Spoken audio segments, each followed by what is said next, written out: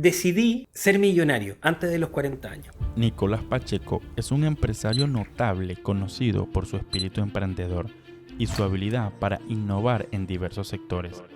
Y entre más tenga, ¿cierto?, menos debe aparentar. Aunque recientemente ha inaugurado una cafetería llamada The Kingdom Coffee, su trayectoria está marcada por una serie de emprendimientos muy exitosos, que ha fundado empresas en sectores tan variados como taxis, hostales y una famosa franquicia, logrando innovar el mundo de la comida rápida saludable, llamada Mamaterra, que llegó a tener más de 14 franquiciados a lo largo de todo Chile, y todo esto antes de quebrar durante la pandemia.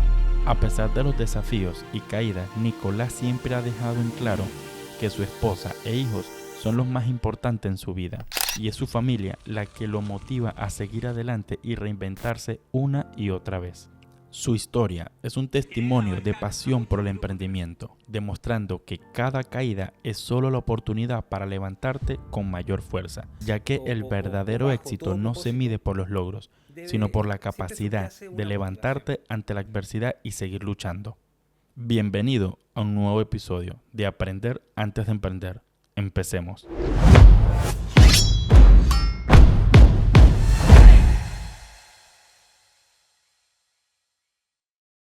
¿Quién es Nicolás Pacheco?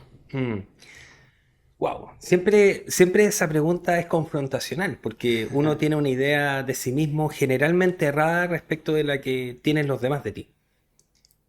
Pero te diría que soy hoy día un cristiano, enamorado de mi familia, enamorado de Cristo. Soy un emprendedor desde que nací. Quizás no me di cuenta tan temprano de que esa era mi mayor virtud. Y soy una persona que busca constantemente, día a día, el encuentro con mi propósito de vida. Soy una persona que busca con todo lo que hace darle sentido a las cosas. Y eso ha permitido que me vuelva un emprendedor siempre de propósito. Siempre en cada rol que tiene mi vida trato de buscarle un sentido, ya sea desde la paternidad con mis 3 hijos que tengo, ya sea con mi rol de marido, ¿verdad?, con mi esposa, o en mi rol de emprendedor, ¿cierto?, con mis negocios y con la gente que trabaja conmigo. Así que te diría que sí, que soy un sureño de corazón, cristiano, amante de mi familia, amante de Cristo, amante de mi negocio. Y siempre buscando trascender, siempre buscando hacer algo que tenga un impacto en los demás, en la sociedad, y en quienes me rodean. Y Nicolás, ¿cómo logras tú conseguir lo que tú comentas, como este propósito en cada cosa que realizas? Porque, ¿qué pasa? A veces nosotros nos perdemos o nos sentimos perdidos. Cuando uno empieza tanto desde el que eres un trabajador por una empresa o como cuando empiezas a emprender, siempre nos sentimos como perdidos. ¿A dónde voy? ¿Cuál es la dirección correcta? Entonces, ¿cómo tú logras conseguir ese propósito? Mira, yo lo que te podría decir es que, que detrás o bajo todo propósito siempre subyace una motivación. Y yo creo, esto te lo digo con alta como humildad, yo te lo digo que muchas veces nos equivocamos en lo que subyace a esa motivación. Y hay 2 cosas importantes. Una es la felicidad y otra es el placer. Y son cosas que lamentablemente no todos tenemos clara la diferencia. Y a veces la confundimos. Porque el sentido del ser humano es en alguna medida alcanzar su propósito, ¿cierto? Encontrar la felicidad y encontrar la plenitud. Darle sentido a nuestra vida. Y todo eso se encuentra o lo logramos conseguir en la medida en que nos acerquemos a nuestro propósito. Ese es un poco el sentido más amplio de la vida. Y cuando yo confundo esa búsqueda de felicidad con la búsqueda de placer, confundo entonces lo que subyace a mi motivación y entonces me equivoco en los caminos y las decisiones que tomo. En otras palabras, la felicidad es un estado, ¿cierto?, de la conciencia, del alma de la persona, que no es un estado temporal en donde yo hoy día estoy feliz y mañana estoy triste. La felicidad es una construcción, ¿cierto?, en donde se va robusteciendo nuestro espíritu, nuestra alma, y le vamos encontrando más sentido a la vida y voy alcanzando mayor plenitud. en la medida en que voy consiguiendo hitos que son importantes para mí. Por ejemplo, titularme de una carrera universitaria o comprar mi casa propia, por ejemplo, o viajar por el mundo y hacer cosas que realmente yo soñé hacer y que le van dando un poquito de más sazón a mi vida y me voy volviendo un poquito más feliz y voy sintiendo mayor plenitud. Pero el placer es algo radicalmente diferente, porque el placer es una sensación parecida a la felicidad, pero es una emoción efímera, temporal, y que generalmente se compra con dinero. Eh, y yo compro, ¿cierto? Un vehículo nuevo y lo lavo todas las semanas porque quiero que siga estando nuevo, pero después de 2 años ya no lo dejé de lavar, porque se acabó el placer. Lo mismo con Claro. un teléfono. Me compro el último modelo del iPhone, ¿verdad? Y voy a una tienda y le compro una lámina, le compro una carcasa y lo cuido, porque todavía existe placer de disfrutarlo hasta que se termina el placer y dejo de tener el cuidado que tenía. ¿Por qué? Porque el placer es efímero y el placer se compra con recursos. Entonces, la gran diferencia, Chris, es que muchos conducen la vida, ¿cierto? Y le dan muchísimo sentido al dinero porque subentienden que con ese dinero o esos recursos yo puedo comprar felicidad y lo que están comprando son placeres. Y cuando el placer se acaba, entonces le doy más importancia aún al dinero porque entonces necesito más recursos para comprar esta felicidad efímera. Y me puedo pasar la vida así sin entender que lo que realmente necesito en mi vida para sentirme pleno y darle sentido es la felicidad, que no se compra con dinero. Y mira, es como, yo siempre doy este ejemplo, pero yo no puedo ir a la universidad con $1 millón y comprar un título de médico. Claro. Podría, eventualmente, pero en el caso hipotético de poder comprar un título universitario, que me imagino que en algún lugar del mundo pudo haber ocurrido, aún así no voy a poder, no voy a experimentar la felicidad que hubiese significado si yo me hubiese esforzado 6 7 años, ¿cierto? Estudiando día y noche para poder sacar mi carrera. Esa satisfacción no la puedo pagar. Es lo mismo, yo puedo tener mucho dinero, pero yo estoy, no sé, quiero sentir el amor verdadero y genuino de una esposa o de un hijo y no puedo comprar un hijo ni puedo comprar una esposa.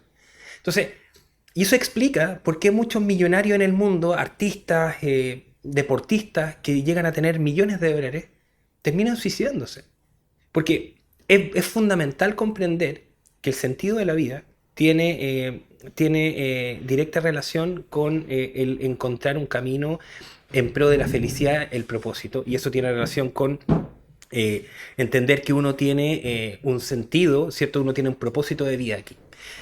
Y yo te diría que cada uno tiene esa responsabilidad en la vida. Entonces, el éxito para mí tiene más relación con ese camino que con el conseguir dinero.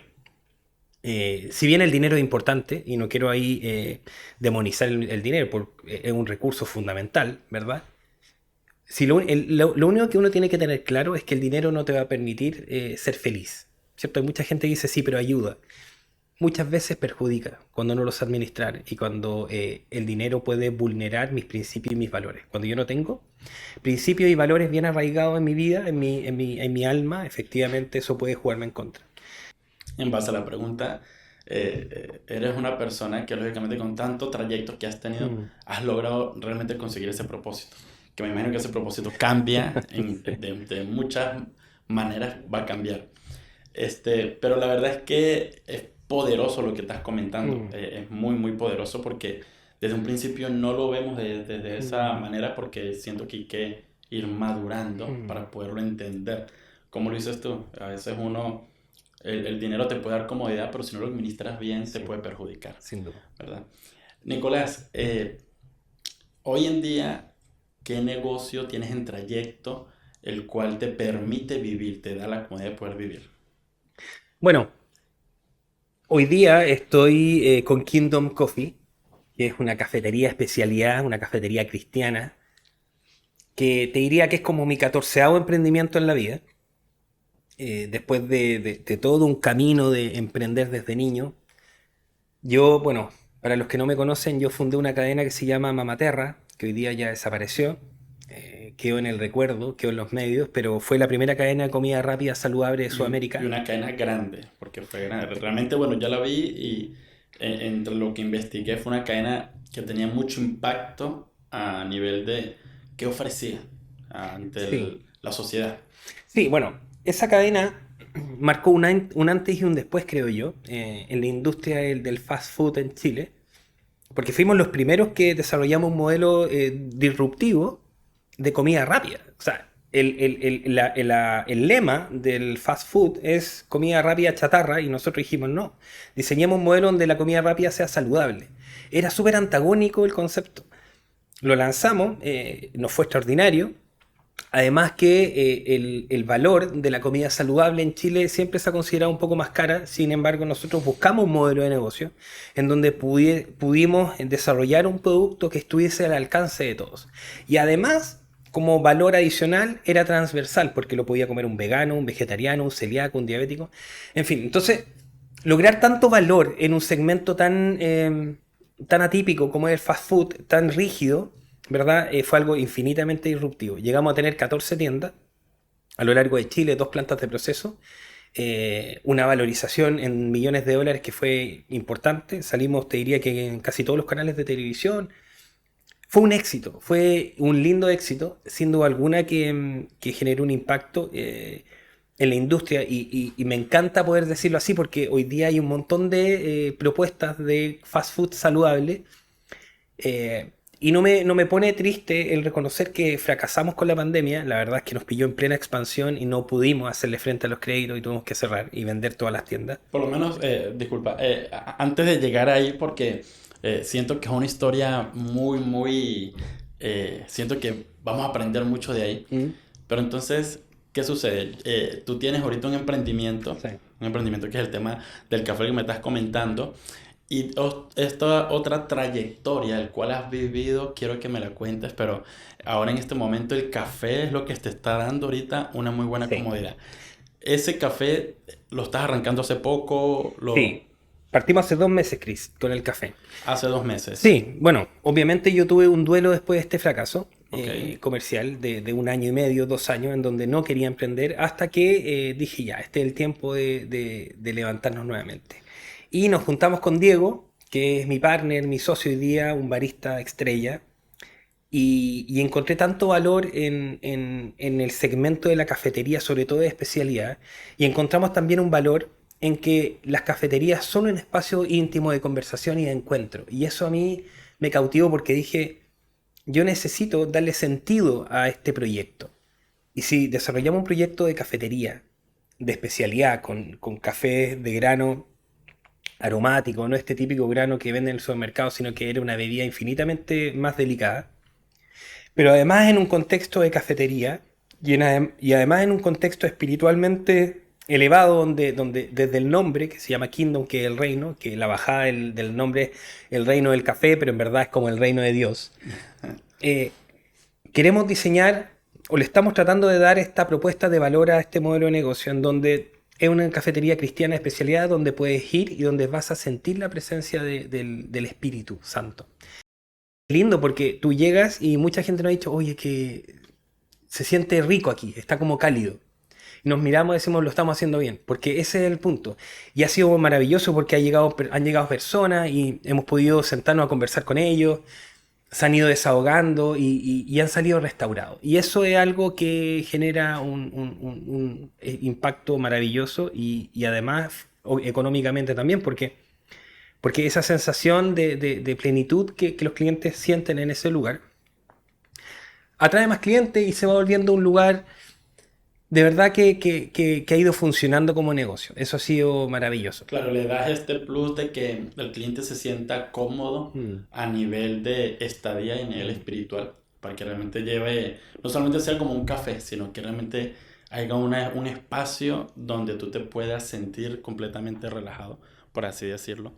Que tu propuesta está más en que realmente tú como persona puedas vivir algo más espiritual. Y la verdad que es buenísimo, súper bueno. ¿El nombre de dónde nace? Porque anteriormente con tu socio, él tenía otra cafetería, ¿cierto? ¿Y este nombre dónde nace? ¿Por qué le colocaste este nombre? Sí, bueno, fue entre... Yo estaba orando para definir un poco el concepto del negocio. Y dentro de este momento de intimidad o de meditación espiritual, me llega el nombre Kingdom, así a la mente, literal. Y dije, Kingdom, chuta, a ver, Kingdom, Café Kingdom, como... y dije el reino, es como...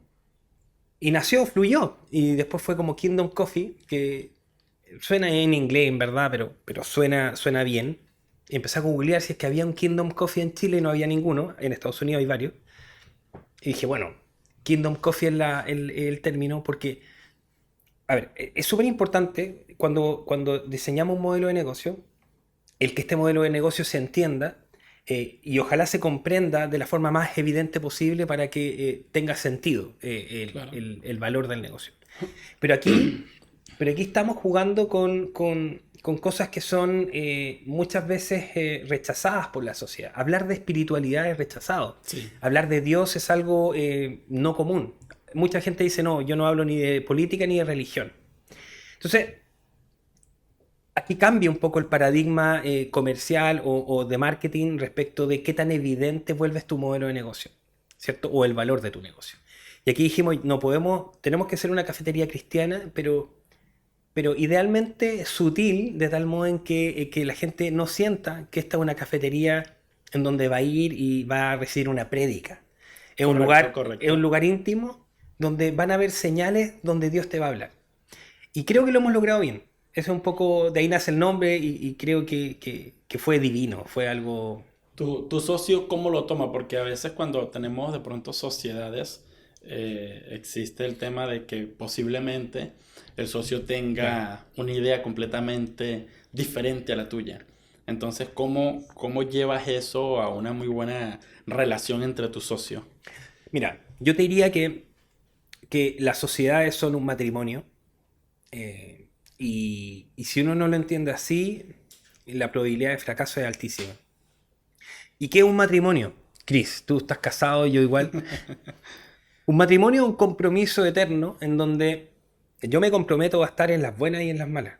Y en las malas significa que si hay un problema, una situación adversa, debo dejar de lado el ego, el orgullo, la arrogancia, ¿cierto? La ira y debo sentarme con la mayor humildad posible a reflexionar sobre lo que hice, ¿cierto? Si amerita disculpas, disculpas y tratar de llegar a un punto en común. Y eso es algo que requiere de mucho valor, mucha valentía. Por eso que no todas las sociedades funcionan y por eso que es súper importante saber con quién te vas a involucrar comercialmente. Una sociedad es algo eh, súper importante. Muchos dicen, no, mira, si todo se resuelve con un pacto accionista donde tú puedes regular y... Sí, pero lo que no se puede regular en un pacto accionista, ¿cierto? Es el feeling que tú vas a sentir con esa persona y el cariño y la compenetración que puede haber entre tú y tus socios Claro. y que te haga sentido trabajar con ellos y que te motive día a día. Eso no lo puede regular un pacto accionista. Entonces, bajo esta premisa, yo, bueno, conocí a Diego en un contexto donde él estaba en plena quiebra, yo ya había quebrado con mi negocio y ya había pasado por ese valle complejo y voluntariamente lo quise ayudar. En ese camino él conoció a Cristo, eh, perdió la angustia, perdió el temor, ¿cierto? Perdió la tristeza y le encontró, fue encontrándole más sentido a su vida, él con su señora y su hija. Y fue tan lindo el nacimiento de esta amistad y fue tan lindo que yo entré, digamos, a su vida con el espíritu siempre de ayudarlo y darle una mano sin, digamos, Sin ningún tipo de interés. ningún tipo de interés.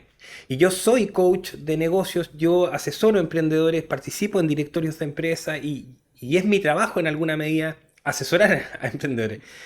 Pero lo vi tan complicado que nace este espíritu de colaboración, de generosidad, y así nace una amistad y después nace, digamos, la idea de crear un proyecto juntos. Y ahí fue como, mira, pensemos, y yo llegué con el nombre, a él le gustó, llegué con el modelo de negocio, lo afinamos un poco con toda la experiencia y expertise que tiene él.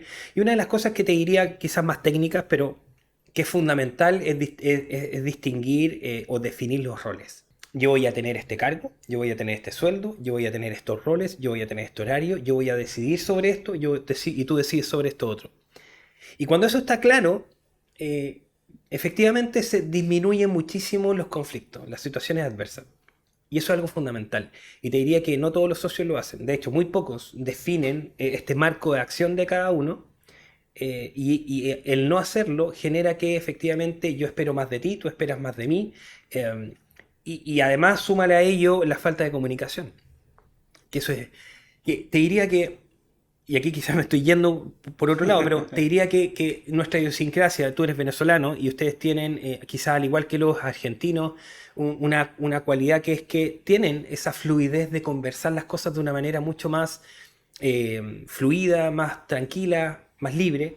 Pero nuestra idiosincrasia quizás, o nuestra cultura, es un poco reacia a la conversación, mirándote a los ojos y diciéndote, mira, ¿sabes qué? Pasa esto, me está incomodando esto, creo que estamos yéndonos por un mal camino o creo que esta actitud no corresponde. Y, y nos pasa, digamos. Yo te digo, con amigos que me dicen, oye, mira, ¿sabes qué? Mi jefe aquí o me pasó esto con mi jefe y el gerente. Y yo le digo, pero ¿fuiste a tocarle la puerta y le dijiste, me está pasando esto? Pucha, es que se va a enojar. No, pero ten el valor.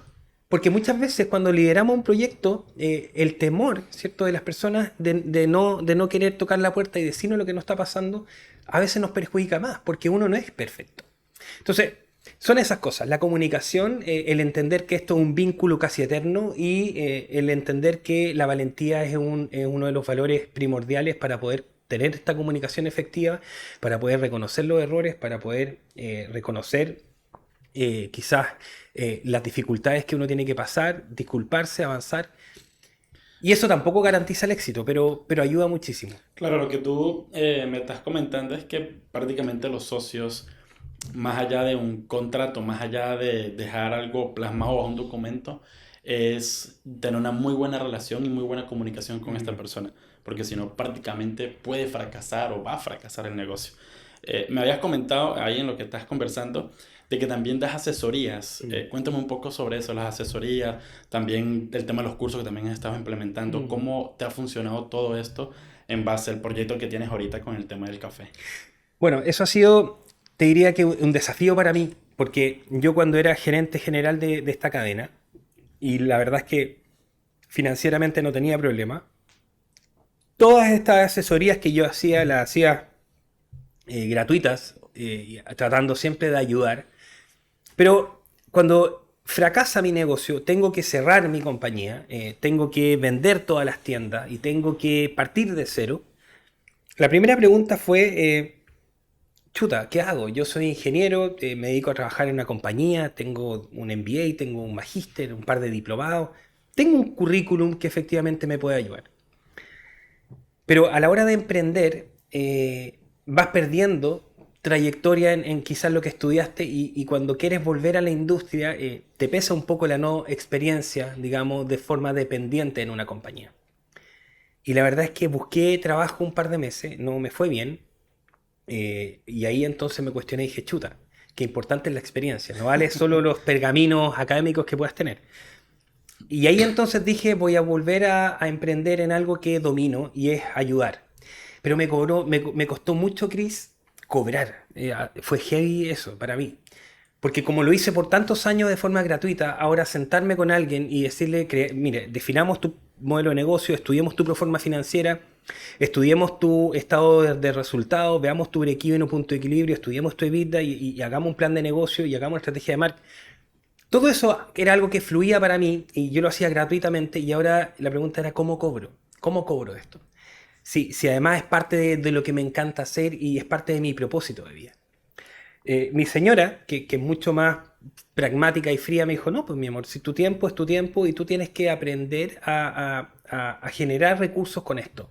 No estamos hablando de volverte multimillonario, ¿cierto? Lucrando, digamos, con un valor exacerbado donde efectivamente quienes realmente necesitan tu ayuda no puedan... Pero trata de buscar un precio que efectivamente ayude a ambos. Y eso empecé a hacer. Y de verdad ha sido bonito porque, claro, hoy día estoy en 3 directorios de empresas que son emprendimientos, por lo demás, en donde creo que voy aportando todo el tiempo. Desarrollé un programa que se llama Gefex, que es una gerencia de finanzas externa, y trabajamos hoy día con 4 empresas, en donde nosotros con un equipo que tengo le prestamos asesoría de finanzas. O sea, porque una de las recomendaciones que yo le hago a todos los emprendedores es Si tú no tienes la información financiera de tu negocio, no puedes tomar ninguna decisión. No puedes ni comprar un equipo, ni invertir, ni despedir a alguien, ni contratar a alguien, ni aumentar el presupuesto de marketing. No puedes hacer nada porque todo lo que hagas, ¿cierto? Pueden ser pasos en falso porque efectivamente no tienes la información financiera. Que es cuál es tu punto de equilibrio, cuál es tu meta de venta, tus presupuestos por área, tu EBITDA, tu proforma. Si no sabes eso, no puedes tomar ninguna decisión. Y lo que ocurría era que en el segundo mes, en la segunda o tercera reunión, los emprendedores no podían completar esa información. Y tiene sentido por dos razones. Una, porque la operación te consume. Porque si tú no estás en la operación, se te incendia el negocio. O en algunos casos se te incendia. Cuando tienes ya una operación y un equipo más maduro, efectivamente puedes ir desprendiéndote de eso. Y lo segundo es que no todos tienen el conocimiento financiero, de terminología, digamos, financiera, que te ayuda a comprender y desarrollar este plan. Y ahí fue donde yo dije, bueno, desarrollemos un modelo en donde el emprendedor tenga la posibilidad de tener una gerencia de finanzas sin tener que contratar un gerente de administración y finanzas que cueste 2 millones de pesos, porque además no los va a tener, y que cueste muchísimo menos que eso.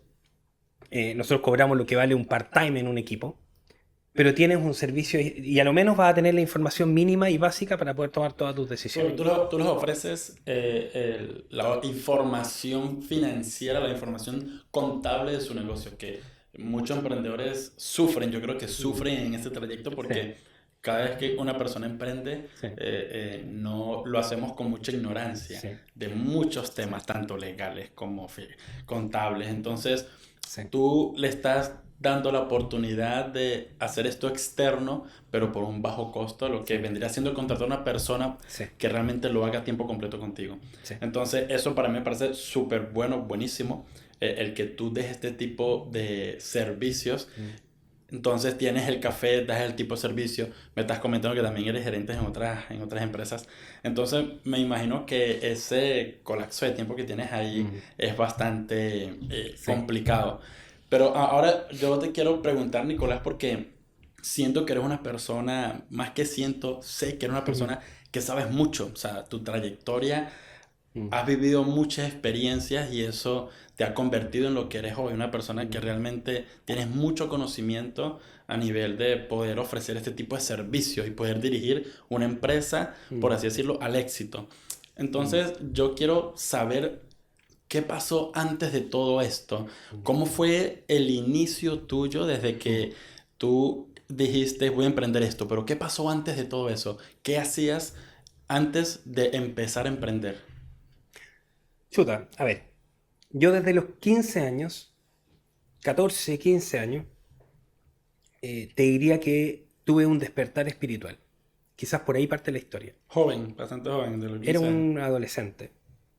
Yo recuerdo que en el fondo, en mi casa, en el fondo del patio de mi casa era muy grande en Arauco, en un pueblito en la octava región, muy lindo. Em, yo me levantaba a las 3 4 de la mañana sin poder dormir y me iba al fondo del patio a mirar la estrella y yo decía que baje una estrella o que baje un ser de luz y me explique de qué se trata la vida. Y con eso te estoy contando que desde muy niño me cuestiono todo. Y era obviamente súper atípico esa actitud o tener esos impulsos, digamos, de búsqueda. Eh, a los 16 17 años entré en un tiempo de reflexión profunda y de asustarme respecto de si no le encontraba sentido a la vida, no sabía qué iba a pasar. Mi madre siempre me decía, tienes que estudiar, tienes que tener un cartón es un título universitario, Sí. porque con ese cartón vas a poder tener un trabajo, vas a poder tener un salario y eso te va a permitir vivir bien. Y la pregunta que yo le hacía era, ¿pero por qué? ¿Por qué tengo que tener un salario? Porque eso te va a permitir educar a tus hijos. Pero ¿y por qué? Sigo sin entender, no, porque eso te va a permitir tener un buen pasar en la vida, poder comprar tu casa, comprar tu auto y va a poder finalmente poder tener un buen pasar. ¿Pero y para qué? No, porque después uno se vuelve viejo y si no tiene recursos uno lo pasa mal. ¿Pero y por qué? ¿Me entiendes? Entonces, finalmente la conversación terminaba en que tienes que terminar la vida con ojalá ahorros hasta esperar que básicamente termine tu vida o llegue la hora de tu partida y hayas estado cómodo financieramente o tranquilo económicamente. Sí, sin preocupaciones prácticamente. Y mi pregunta, o perdón, mi respuesta siempre era, ¿pero por qué? O sea, ¿ese es el real sentido de la vida? O sea, nacer, estudiar, trabajar, generar un recurso para poder comprar un activo, ya sea una casa, un auto, tener quizás una casa en la playa y poder tener ahorros que te permitan tener la tranquilidad de esperar tu vejez para que cuando llegue tengas los ahorros suficientes para poder comer, pagar tu vida y esperar tranquilamente la muerte. O sea, la vida es algo infinitamente más profundo, más complejo que eso. Y era algo que a mí no me hacía sentido desde la adolescencia. Y esto me lo estás diciendo prácticamente desde los 15 años, en donde somos muy adolescentes. Yo siento que muchos no pensamos eso. O sea, por lo menos en mi caso, en muchos de los casos, no llegamos a pensar eh, en, en el sentido de la vida, que eso es lo que me sorprende porque dices que desde los 15 años estabas pensando cuál era el sentido de la vida. Mm. Y después de ahí que tú descubriste este sentido, o sea, bueno, llegaste a descubrirlo en ese momento, a los 15 años de No, edad. no llegué a descubrirlo en ese tiempo. Fue mucho después, de verdad, la verdad. Después que tú partes de ahí, ¿cuál fue ese momento? En el momento que tú haces clic y Mm, dices, voy a empezar a emprender, ¿qué sucedió en ese pequeño mm, lapso en donde antes de emprender, claro. que recuerdo que, bueno, habías comentado en muchas áreas que era el tema del taxi, de una empresa de taxi, pero ¿qué sucedió antes de eso? Porque todos vivimos como un proceso difícil a Sí. veces. Bueno, después de ese tiempo de cuestionarme estas cosas profundas de la vida y de sentirme raro, sin duda alguna, porque obviamente lo conversaba con mis amigos y nadie tenía esos cuestionamientos, entonces obviamente me sentía raro, decidí ser millonario antes de los 40 años. Y es como una decisión media loca, pero mi respuesta ante esas dudas existenciales era, yo quiero tener una familia, amo los niños, amo, siempre imaginé tener una familia grande. Y, y fue como, si yo quiero tener una familia, quiero darle un buen pasar a mis hijos, quiero que no tengan apremios económicos, tengo que generar recursos. El punto estaba en los cuestionamientos que yo me hacía de cómo genero recursos mientras estoy en esa búsqueda del sentido de la vida. ¿Y qué hago mientras tanto? Ojalá algo entretenido para que ese tiempo de generación de recursos no sea un martirio. Y ahí nace la idea de ser millonario a los 40 años. Quedaba una eternidad desde ese tiempo. Uno con 15 años dice los 40, un tipo viejo. Hoy día tengo 38, imagínate.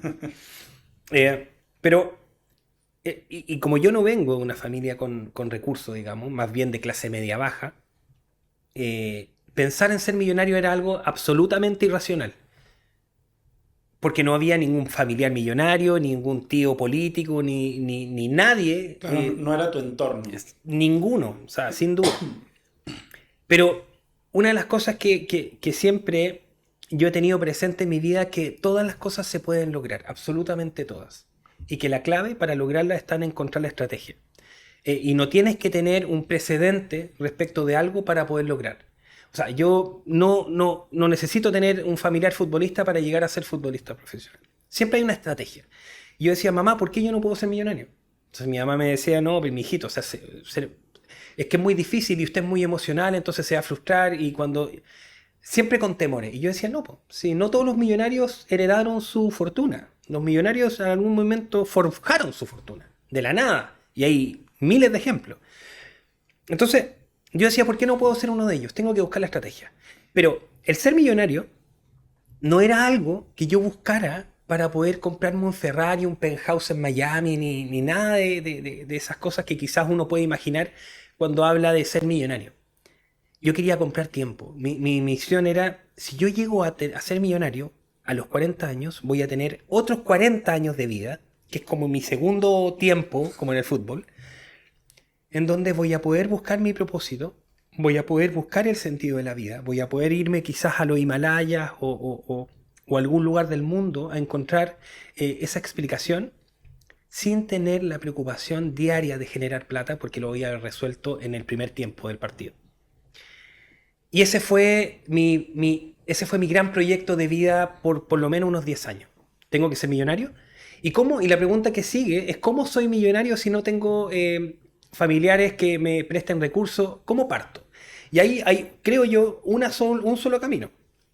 Y es estudiar, emprender desde pequeño, ahorrar, ¿cierto? Y después de estudiar, ojalá algo que te guste, poder dedicarle 100% de tiempo los primeros años de tu juventud a eso, ahorrar la mayor cantidad de recursos que tengas y invertir en un proyecto, invertir en un negocio, en una empresa. Y hacer crecer esa empresa para que esa empresa te permita quizás abrir una segunda empresa o bien una sucursal hasta llegar a un punto en que vas a tener un negocio tan grande que la venta de ese negocio te va a permitir proyectar un salario, digamos, a los próximos 40 años que sea un salario que te permita la tranquilidad que yo buscaba. Y ese fue el proyecto. Y por eso siempre estuve muy conectado con emprender. A los 18 años tuve un kiosco en la playa, entré a la universidad y me pagué la universidad siendo taxista, trabajaba de noche, estudiaba de día, manejaba 12 horas diarias y el otro día clases. Me titulé de ingeniero, trabajé 3 años de ingeniero en acuicultura, en la salmonera, en Cernapesca, ahorré y me volví a Puerto Montt y formé una empresa de taxis que se llamó Transportes Terranoa y así partimos. Claro, me estás comentando, o sea, estás emprendiendo desde prácticamente muy joven, 18 años de edad, pero ¿cómo fue? Porque tú lo comentas y lo haces sentir fácil, Sí. como que emprendí a los 18 años, pero para muchos es como que, wow, ya va, espérate, que hay muchos temores por delante. Sin duda. ¿Cómo lo lograste? O sea, ¿qué fue en el sentido de por qué un kiosco? ¿Qué vendías en ese kiosco? Ah, bueno, helados, bebidas, golosinas en la playa, principalmente helados te diría. Pero sí, buena pregunta. Yo creo que hay algo que debemos comprender. Y esto en algún minuto lo conté en una charla que di en la Universidad Austral y que se desarrolló una conversación bien interesante. Y es que está de moda emprender. Y es una moda peligrosa. Porque yo, en los lugares donde trabajé, fui, te diría que el peor trabajador que tuvo ese negocio. Y de verdad, porque en la salmonera yo era una persona que se cuestionaba las cosas. Me decían, hay que hacer esto, y yo decía, pero ¿por qué hay que hacer esto? ¿Y qué hay detrás de esta misión? Y yo necesitaba encontrarle sentido, ¿cierto? Claro, en los cargos de gerencia o en los cargos más directivos tienes ese conocimiento y tienes la capacidad de entenderlo, pero cuando estás en los cargos más inferiores, solo de ejecución, la verdad es que tienes que hacerlo porque tienes que hacerlo y y yo lo hacía, pero en paralelo me cuestionaba mucho, ¿me entiendes? Entonces, ¿y por qué? Porque mi espíritu, ¿verdad? Mi esencia con mi personalidad estaba relacionada con el mundo del emprendimiento. Yo nací un emprendedor. Yo entiendo que también hayan emprendedores que se hacen, pero en mi caso particular yo nací emprendedor y lo entendí tarde, o quizás no tan tarde, pero nunca fue tan evidente. La pregunta que yo siempre les hago a estas personas que me escuchan en estas charlas, estos estudiantes, les digo, háganse un FODA de su vida. Analicen las fortalezas, las oportunidades, las amenazas, las debilidades y realmente estudian si realmente tienen esas cualidades para emprender. El emprendedor no es más bacán que el que no emprende. Son caminos distintos de vida donde uno va a impactar el mundo desde una perspectiva quizás de ser dependiente, dirigiendo un departamento en una empresa, digamos, y generando el impacto que tu vida, digamos, tiene para entregar, y emprendiendo también. Como muchas veces no generas ningún impacto emprendiendo, como no generas ningún impacto dirigiendo un departamento en alguna compañía. Entonces, primer consejo es, emprender no es para todos, como también dirigir un negocio no es para todos, desde una perspectiva más de dependencia.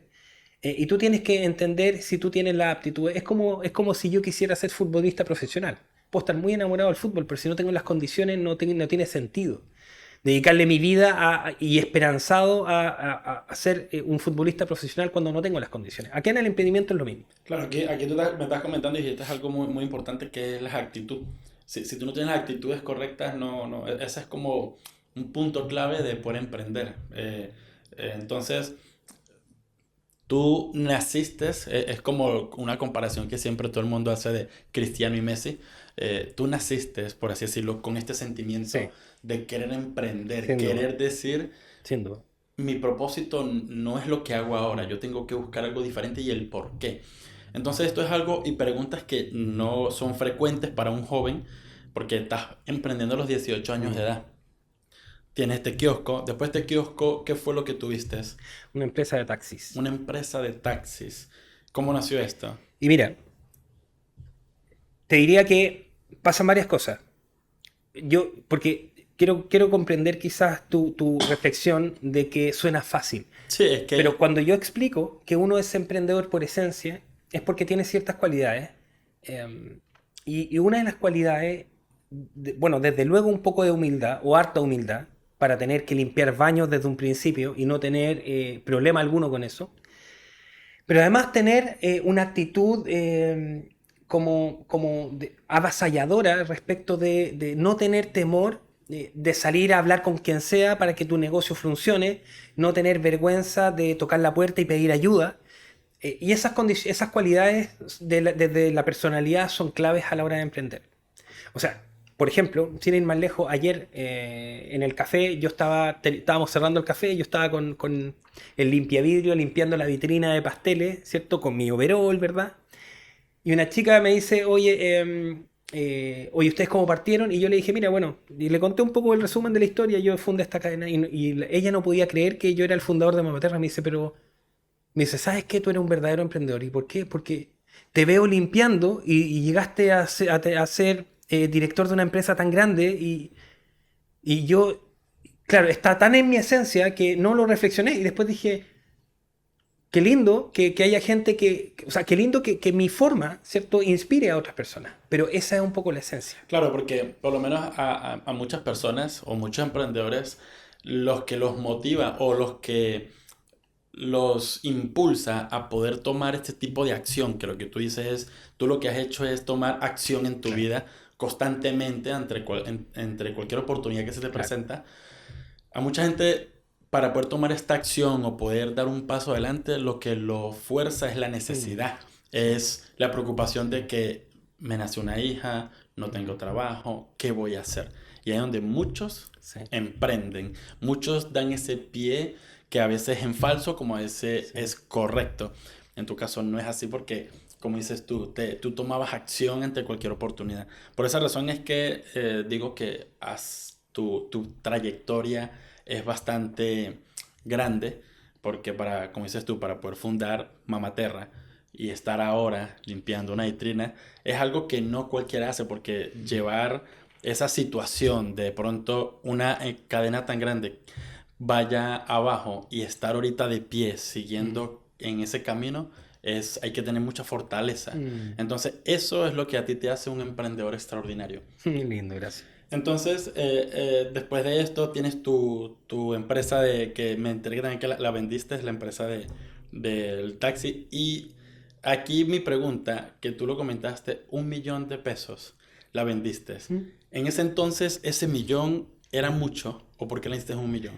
Bueno, yo pagué mi universidad siendo taxista de noche, entonces cuando me titulo y decido volver a la ciudad, porque además en mi carrera me tuve que ir a vivir a una isla que se llama Melinca, que queda a 6 horas de acá en barco, y recién había nacido mi primer hijo Martín, y eso me tenía muy triste, o sea, no estar con él todo el tiempo era algo que desgarraba mi corazón, y ahí decido volver a la ciudad y decido renunciar a mi carrera. Yo ya sentía que había tenido la experiencia laboral suficiente, había ahorrado, compré un auto y decido taxiar, porque lo único que sabía hacer, además de desempeñarme en mi área, era trabajar de taxista. Lo hice por 5 años.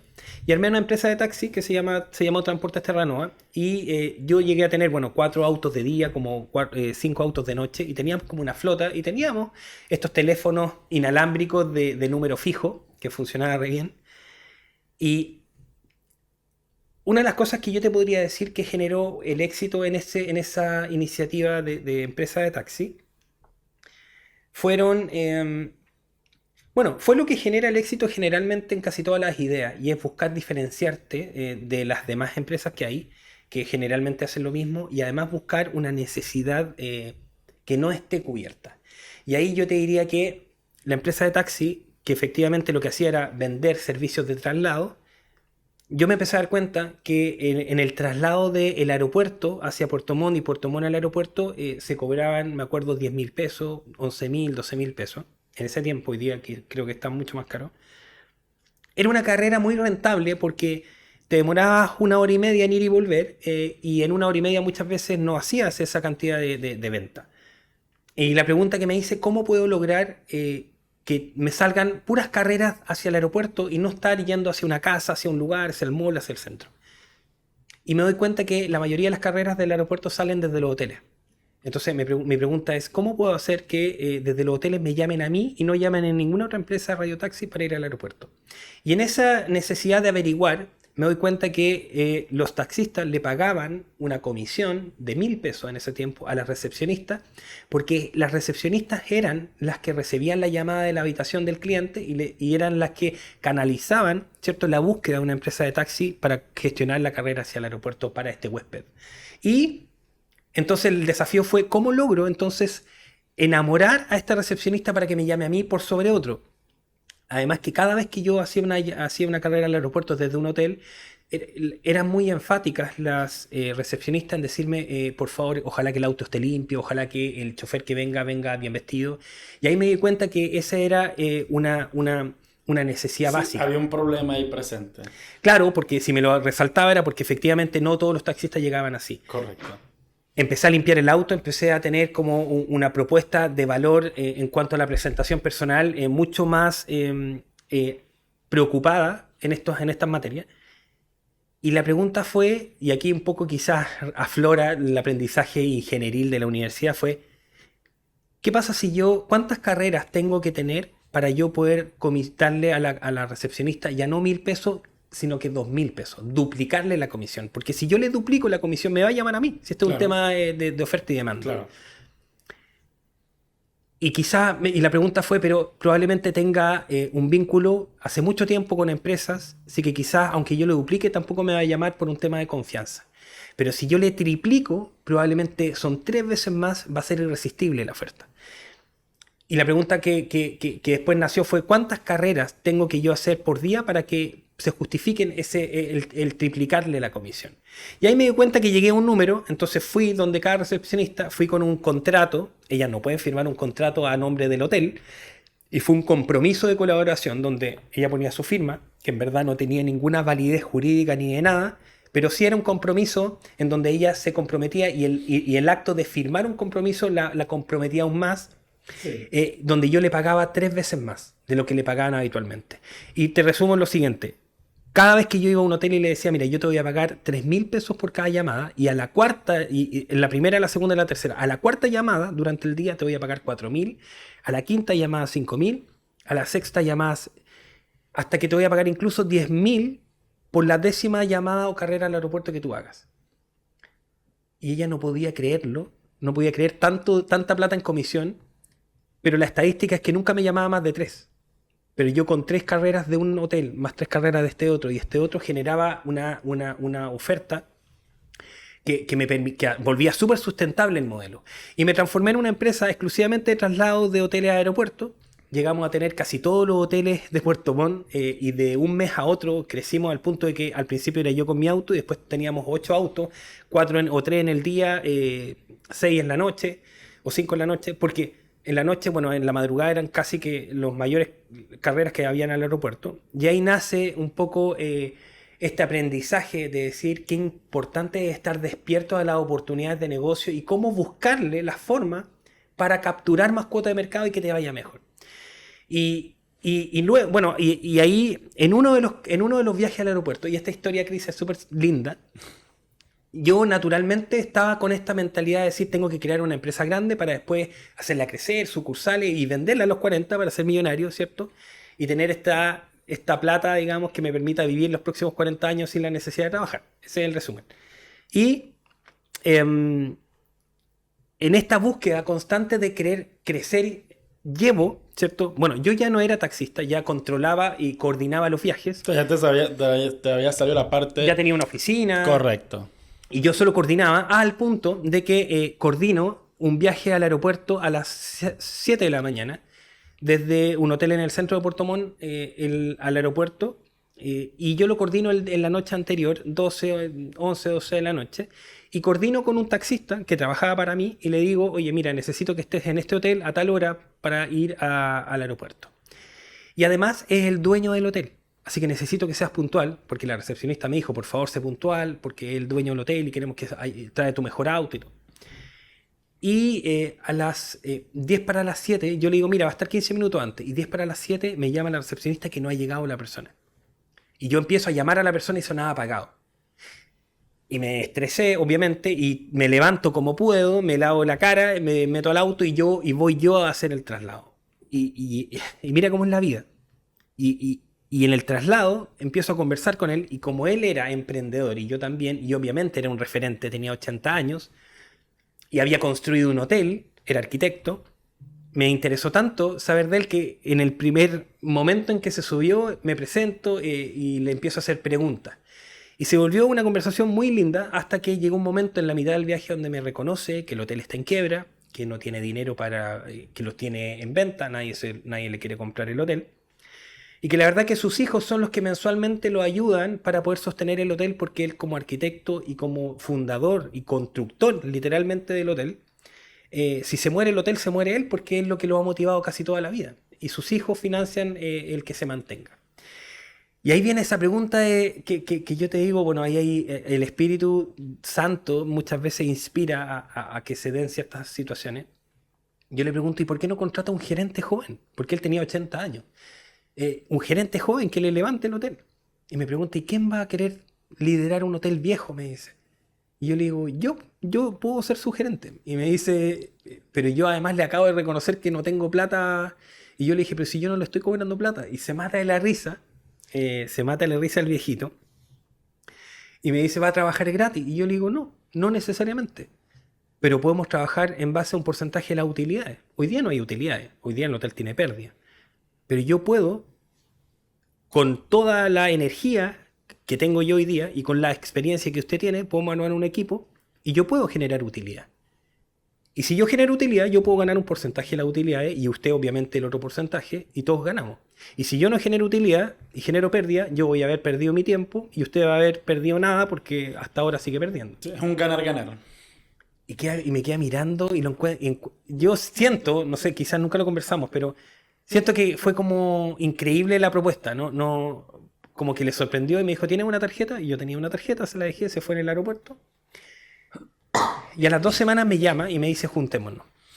Bueno, te cuento que cuando yo decido renunciar a la carrera de ingeniería, yo fui el primer ingeniero de la familia, llamo a mi madre y le digo, mamá, mira, la verdad es que ya no voy a trabajar más de ingeniero, voy a ser taxista.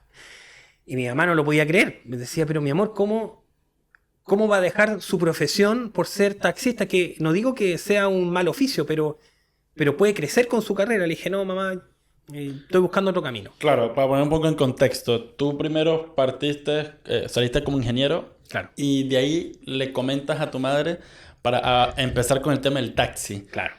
¿Por qué te saliste de la ingeniería y partiste con el tema de los taxis? Porque como ingeniero me fui a vivir a una isla, a Melinka, que te comentaba que era muy lejos, y era un turno de 10 por 10 días lejos, 10 días acá. Había nacido recién mi hijo y era algo inconcebible para mí. Yo tenía que estar con él. Siempre soñé hacerlo dormir, siempre soñé ducharme con él. ¿Tu primer hijo? Colegio. Mi primer hijo. Claro. Y ahí vuelvo, y lo único que sabía hacer era ser taxista, entonces vuelvo. Pero mi mamá, para ella, era una decisión de vida media irresponsable, porque estaba dejando mi profesión de lado por seguir mi oficio. Sí. Me llama este caballero, el dueño del hotel, y me dice, juntémonos en el hotel. Me junto con él, ahondamos un poco en la propuesta, ¿cuánto porcentaje cree usted que corresponde? Y ahí se dio una situación muy simpática, porque yo llamo a mi papá, en ese tiempo que estaba vivo, hoy día falleció en 2020, y mi papá siempre ha sido un referente para mí en cuanto a lo intelectual, porque siempre lo encontré una persona muy culta, muy elevada intelectualmente. Y le digo, papá, mira, me pasó esto, otro. ¿Cuánto crees tú que yo debo proponerle como porcentaje de utilidad? Y me dijo, mira, la verdad es que tú estás corriendo un riesgo porque si no generas utilidad vas a perder tu tiempo. Entonces, y él, no está, él está generando, o sea, él tiene una tremenda oportunidad porque está contratando a alguien que no le cuesta nada y que solo le cuesta si es que gana y es compartir un poco esa utilidad futura. Entonces yo te diría que un 35%. Y yo, papá, pero un 35% es demasiado. Me dijo, pero hazlo para negociar y lleguen a un 30%. Bueno, y yo le digo un 35% en esta negociación con este personaje. Y él me dice, ¿no encuentra que es un poco mucho el 30%? Cuando yo soy, es como casi ser socio del hotel. Y yo en mi inexperiencia comercial y en mi siempre búsqueda de ser justo, le digo, sí, en realidad, mire, olvidémonos de lo que le acabo de decir porque no es justo un 35 y busquemos un punto de justicia. O sea, como que yo no quería que él sintiera que por su edad, ¿verdad? De 80 Te años, quieres aprovechar. yo me quería aprovechar. Y después me di cuenta que claro, si bien el consejo de mi padre fue genuino, eh, quizás no era el mejor para el contexto. Yo le dije, mire, la verdad, pensemos, me dijo, no, si a mí me gusta negociar. Y además que si usted gana harto y se motiva, yo gano harto también. Así que, pero 35 me parece mucho. A mí también me parece mucho. Y me dice, ¿qué tal un 30? Pero yo le dije, pero me parece, me sigue pareciendo mucho. Muy poca la Me diferencia. dijo, pues si usted gana un 30, yo gano un 70. Hoy día no gano nada. ¿Le parece un 30? Bueno, y fue maravilloso. Así estuvimos 2 años y medio y levantamos el hotel y fue brutal. De vender, me acuerdo, 6 millones, llegamos a vender 30, 35 en los meses buenos. La utilidad fue brutal. Yo llegué a ganar muchísimo dinero muy joven y fui muy inteligente, orientado por mi mamá, porque mi madre siempre me decía, mi amor, usted teniendo mucho o teniendo poco debe ser la misma persona. Y entre más tenga, ¿cierto? Menos debe aparentar. Y yo eso fue lo que hice. O sea, en ese tiempo, créeme que lo que llegué a ganar fue lo que es lo que gana un presidente de la República. Imagínate, a los 25 años. Tú tenías 25 años en el momento del hotel y emprendiste el tema de los taxis. ¿A qué edad? Ah, es que, claro, nos saltamos una etapa. Yo soy gerente del hotel, llamo a mi madre y le digo, mamá, ya no soy taxista, ya ahora soy gerente de un hotel. Y me dice, ¿pero cómo? ¿En qué minuto pasó esto? Bueno, se mata en la risa y yo continúo un par de meses con la empresa de taxi mientras soy gerente del hotel. Y llegó un minuto en donde era insostenible ambas cosas. El hotel demandaba 100% de mi atención y yo tenía una persona, uno de los taxistas, que era el más responsable, el más organizado, el más, no sé, te diría que entusiasta con el trabajo. Yo le dije, mira, ¿sabes qué? Te vendo esta empresa, que en realidad es la marca, es los contratos que tengo con los hoteles, te lo vendo en 1 millón de pesos, pasamos 1 millón, yo te traspaso la sociedad, te traspaso los teléfonos envío un correo a todos los hoteles que ahora tú eres el dueño de la empresa y tú puedes continuar. Y claro, en ese minuto 1 millón tampoco era mucho, pero efectivamente fue 1 millón de pesos que me ayudó muchísimo a partir, porque después yo tuve una rentacar que se llamó Pacific Rental, porque con ese 1 millón más otros ahorros que yo tenía, me di cuenta que en el hotel pedían mucho arriendo de vehículos y yo le digo al dueño del hotel, le digo, ¿usted me autoriza yo a armar mi propia rentacar y yo a arrendarle los autos? Y así llegué a tener 3 autos, mientras además era gerente del hotel y con eso, bueno, siguiendo el consejo de mi madre, en vez de comprarme un deportivo o algo así, compré un par de parcelas. En ese tiempo no había un boom inmobiliario como lo hay hoy día, que después las compré baratas, las subdividí y después las vendí.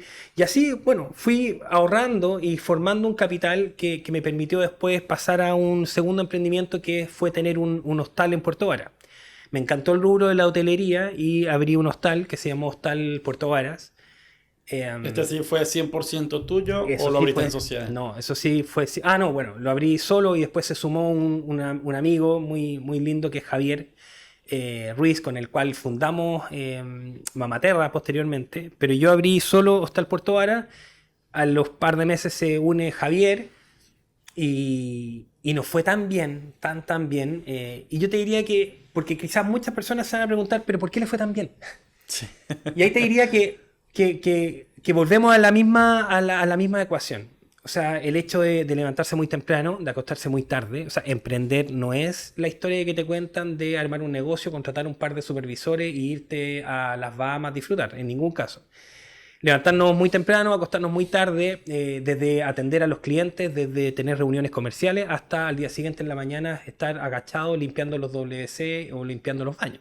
Sí, y en eso es algo en lo que bueno que lo mencionas porque la mayoría de los emprendedores lo primero que piensa es, bueno, voy a empezar a jugar este mundo, el emprendimiento, pero ¿qué debo de hacer? Entonces, cuando logran tener su primer emprendimiento, piensan que lo logran y ponen a alguien a cargo y se separan completamente la parte operativa, que es un error. Siento que es un error demasiado caro, porque lo puedes pagar caro, dejar a una persona a cargo y tú salirte de la operación. Siempre un emprendedor tiene que estar ahí al pie. Y en base a lo que tú has comentado, lo haces parecer fácil, pero no es fácil, no es nada fácil, sino que has tenido tantos emprendimientos que te han impulsado a seguir adelante. Después que tienes el tema del hotel, del hostal en Puerto Varas, saltas a Mamaterra. No. No. No, Ok. porque ahí me encuentro con Natalia, con mi esposa, me reencuentro porque nos habíamos conocido en la adolescencia, me reencuentro con ella, nos enamoramos, decidimos vivir juntos y le comparto este proyecto de vida de buscar un negocio para volvernos, digamos, millonarios antes de los 40 y tener esta libertad financiera. Y ahí le propongo abrir una sucursal y abrimos Mama Hostels, que fue una segunda hostal en Puerto Varas. Y después abrimos hostal, o sea, abrimos Cabañas Mama Hostel, que fue un complejo de cabañas que estaban al frente del hostal. Y después abrimos Mama Adventure, que era nuestra compañía de turismo, donde teníamos un furgón, teníamos kayak, stand-up paddle y teníamos tour hacia el volcán. Me causa curiosidad los nombres Sí. de cada uno Yo sé que de sí. ellos. Correcto, porque Yo sé después que de sí. saltamos a Mamaterra y todos tienen el mismo Mamaterra, Sí, sin Mamaventure. duda. ¿De dónde nace ese nombre? Bueno, y ahí volvemos al origen de la época en donde yo me cuestionaba la existencia de la humanidad y cuál es el propósito de nosotros aquí. Y siempre llegué a la conclusión media primitiva, te diría, porque nada espiritual todavía, nada tan elevado, pero siempre llegué como a esa conclusión de que la Pachamama, la Madre Tierra, algo tenía que ver con la existencia de nuestra vida. Y mama viene de la Pachamama, como de la Madre Tierra, como la naturaleza, como esta creación de Dios tan perfecta y tan divina como la naturaleza, que entiendo que en quechua le llaman la Pachamama, y de ahí vino cómo conecto este emprendimiento con esta creación tan perfecta como es la naturaleza creada por Dios. Y ahí entonces empiezo a aferrarme a este nombre Mama. Y ahí nace, bueno, Mama Hostels, Mama Adventure y después Mama Terra. Y Mama Terra tuvo más sentido todavía porque Terra viene de tierra y Mama Correcto. de la Pachamama y eran como alimento que viene de la naturaleza y alimentos saludables que viene directamente de...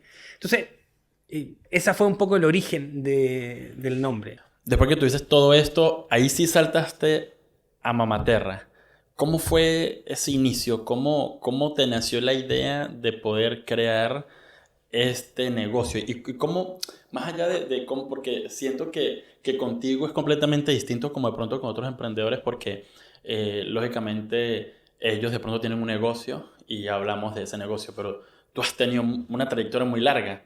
Entonces, ¿cómo fue el poder crear Mamaterra? Desde el punto de vista, ¿cómo te nació esa idea? Bueno, teníamos el hostal, Mama Hostel, en Puerto Varas, y bueno, la agencia de turismo, el complejo de cabañas, la Rentacar, y mi señora, Natalia, había nacido recién mi segunda hija, Emi, y vivíamos en el hostel, imagínate. Entonces, Nati me dice, en algún momento la encuentro como angustiada, triste, y le pregunto qué le pasa, y se sincera conmigo, y me dice, ¿sabes qué? Yo siempre soñé, efectivamente, ser mamá, pero una mamá más convencional, tener un hogar, ¿cierto? Que nuestra hija apenas naciera tuviese una habitación rosada, que tuviese juguete, tener una vida normal. Sin embargo, vivimos aquí en un hostel donde hoy día llegan 15 gringos, mañana llegan 3 alemanes, no tengo una habitación, nuestra hija no tiene una habitación y me angustia. Y además de eso, yo estamos haciendo algo que no me apasiona. porque yo soy ingeniera en alimentos, me dedico a la industria de los alimentos. Y yo reflexiono y le dije, tienes razón, arrendemos, porque además, bueno, yo perdí en algún momento la noción de qué era importante y cuáles eran las prioridades, porque, y qué bueno quizás que hablamos de esto, porque lo que es fundamental en el mundo o en este camino de emprender es no perder el sentido de las prioridades, donde la familia es la prioridad. Y yo la había perdido. Esta conversación con Nati me hace ver que efectivamente nos estamos equivocando y ahí destino efectivamente parte de los recursos que genera el negocio para arrendar una casa y para tratar de enmendar este error y tratar de generar un ambiente más de familia. Y quedo pensando con el comentario de Nati, de mi esposa, de que no estaba dedicándose a lo que le apasionaba. Entonces yo le había dicho que teníamos que tener una cadena de hostales en Chile y en Latinoamérica para llegar a los 40 y vender esta cadena y tener esta libertad. Y después me cuestiono y digo, chuta, pero ella no se está dedicando a lo que le apasiona. Y ahí entonces viene la pregunta de ¿qué te gustaría hacer? Porque a mí no me apasionan los hoteles. Yo no estoy enamorado de la hotelería o el turismo. Estoy enamorado de esta industria porque me va a permitir cumplir un sueño, pero no de la industria misma.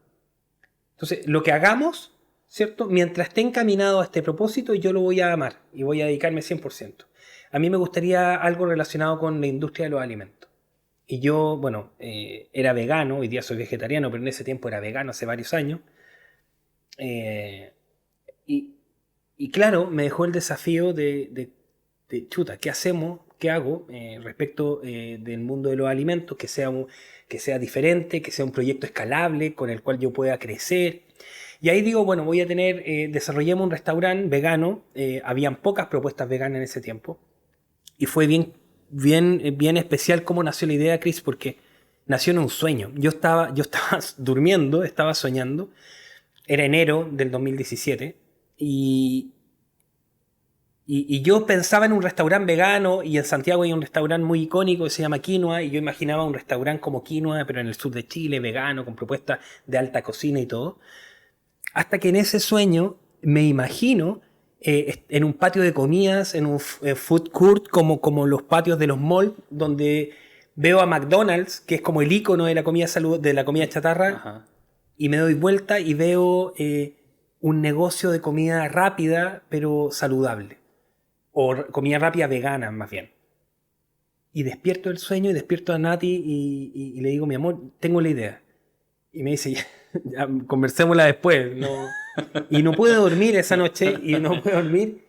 Y de verdad, pensando, decía comida rápida saludable, wow, o comida rápida vegana. Y empiezo a googlear y encuentro en Brasil una cadena que se llama Hate Burger, que era una cadena de comida rápida vegana. Bueno, para hacerte la historia más corta, viajamos a Brasil, conocimos esa cadena y una de las cosas que sentí fue que al probar esas hamburguesas veganas no solo no eran tan ricas, sino que no eran para nada saludables. O sea, yo no estaba buscando el principio saludable, Claro. ese no era el foco, pero me di cuenta que no nos diferenciábamos nada más que fuera vegano. Y yo dije, ahí fue cuando dije, ¿y qué tal si es que lo volvemos saludable? Si tratamos de diseñar una hamburguesa que sea igual de rica que la tradicional, pero saludable, que aporte a la sociedad con un valor distinto. Y ahí nace el concepto de la comida rápida saludable. Y ahí empiezo a googlear y digo, wow, no existe ninguna cadena de comida rápida saludable. De hecho, todas las cadenas son comida rápida chatarra. Y ahí Nati me dice, mi amor, pero no nos va a funcionar. Estamos yendo contra la tendencia. Y yo le dije, pero es que ese es el punto. Si logramos que funcione, vamos a ser los primeros, vamos a marcar una tendencia, un referente y vamos a crear un nuevo mercado, un nuevo nicho. Nos vamos a diferenciar y de verdad que nos va a ir increíble. Y así fue. Nos lanzamos con la comida rápida saludable en el mall de Puerto Montt.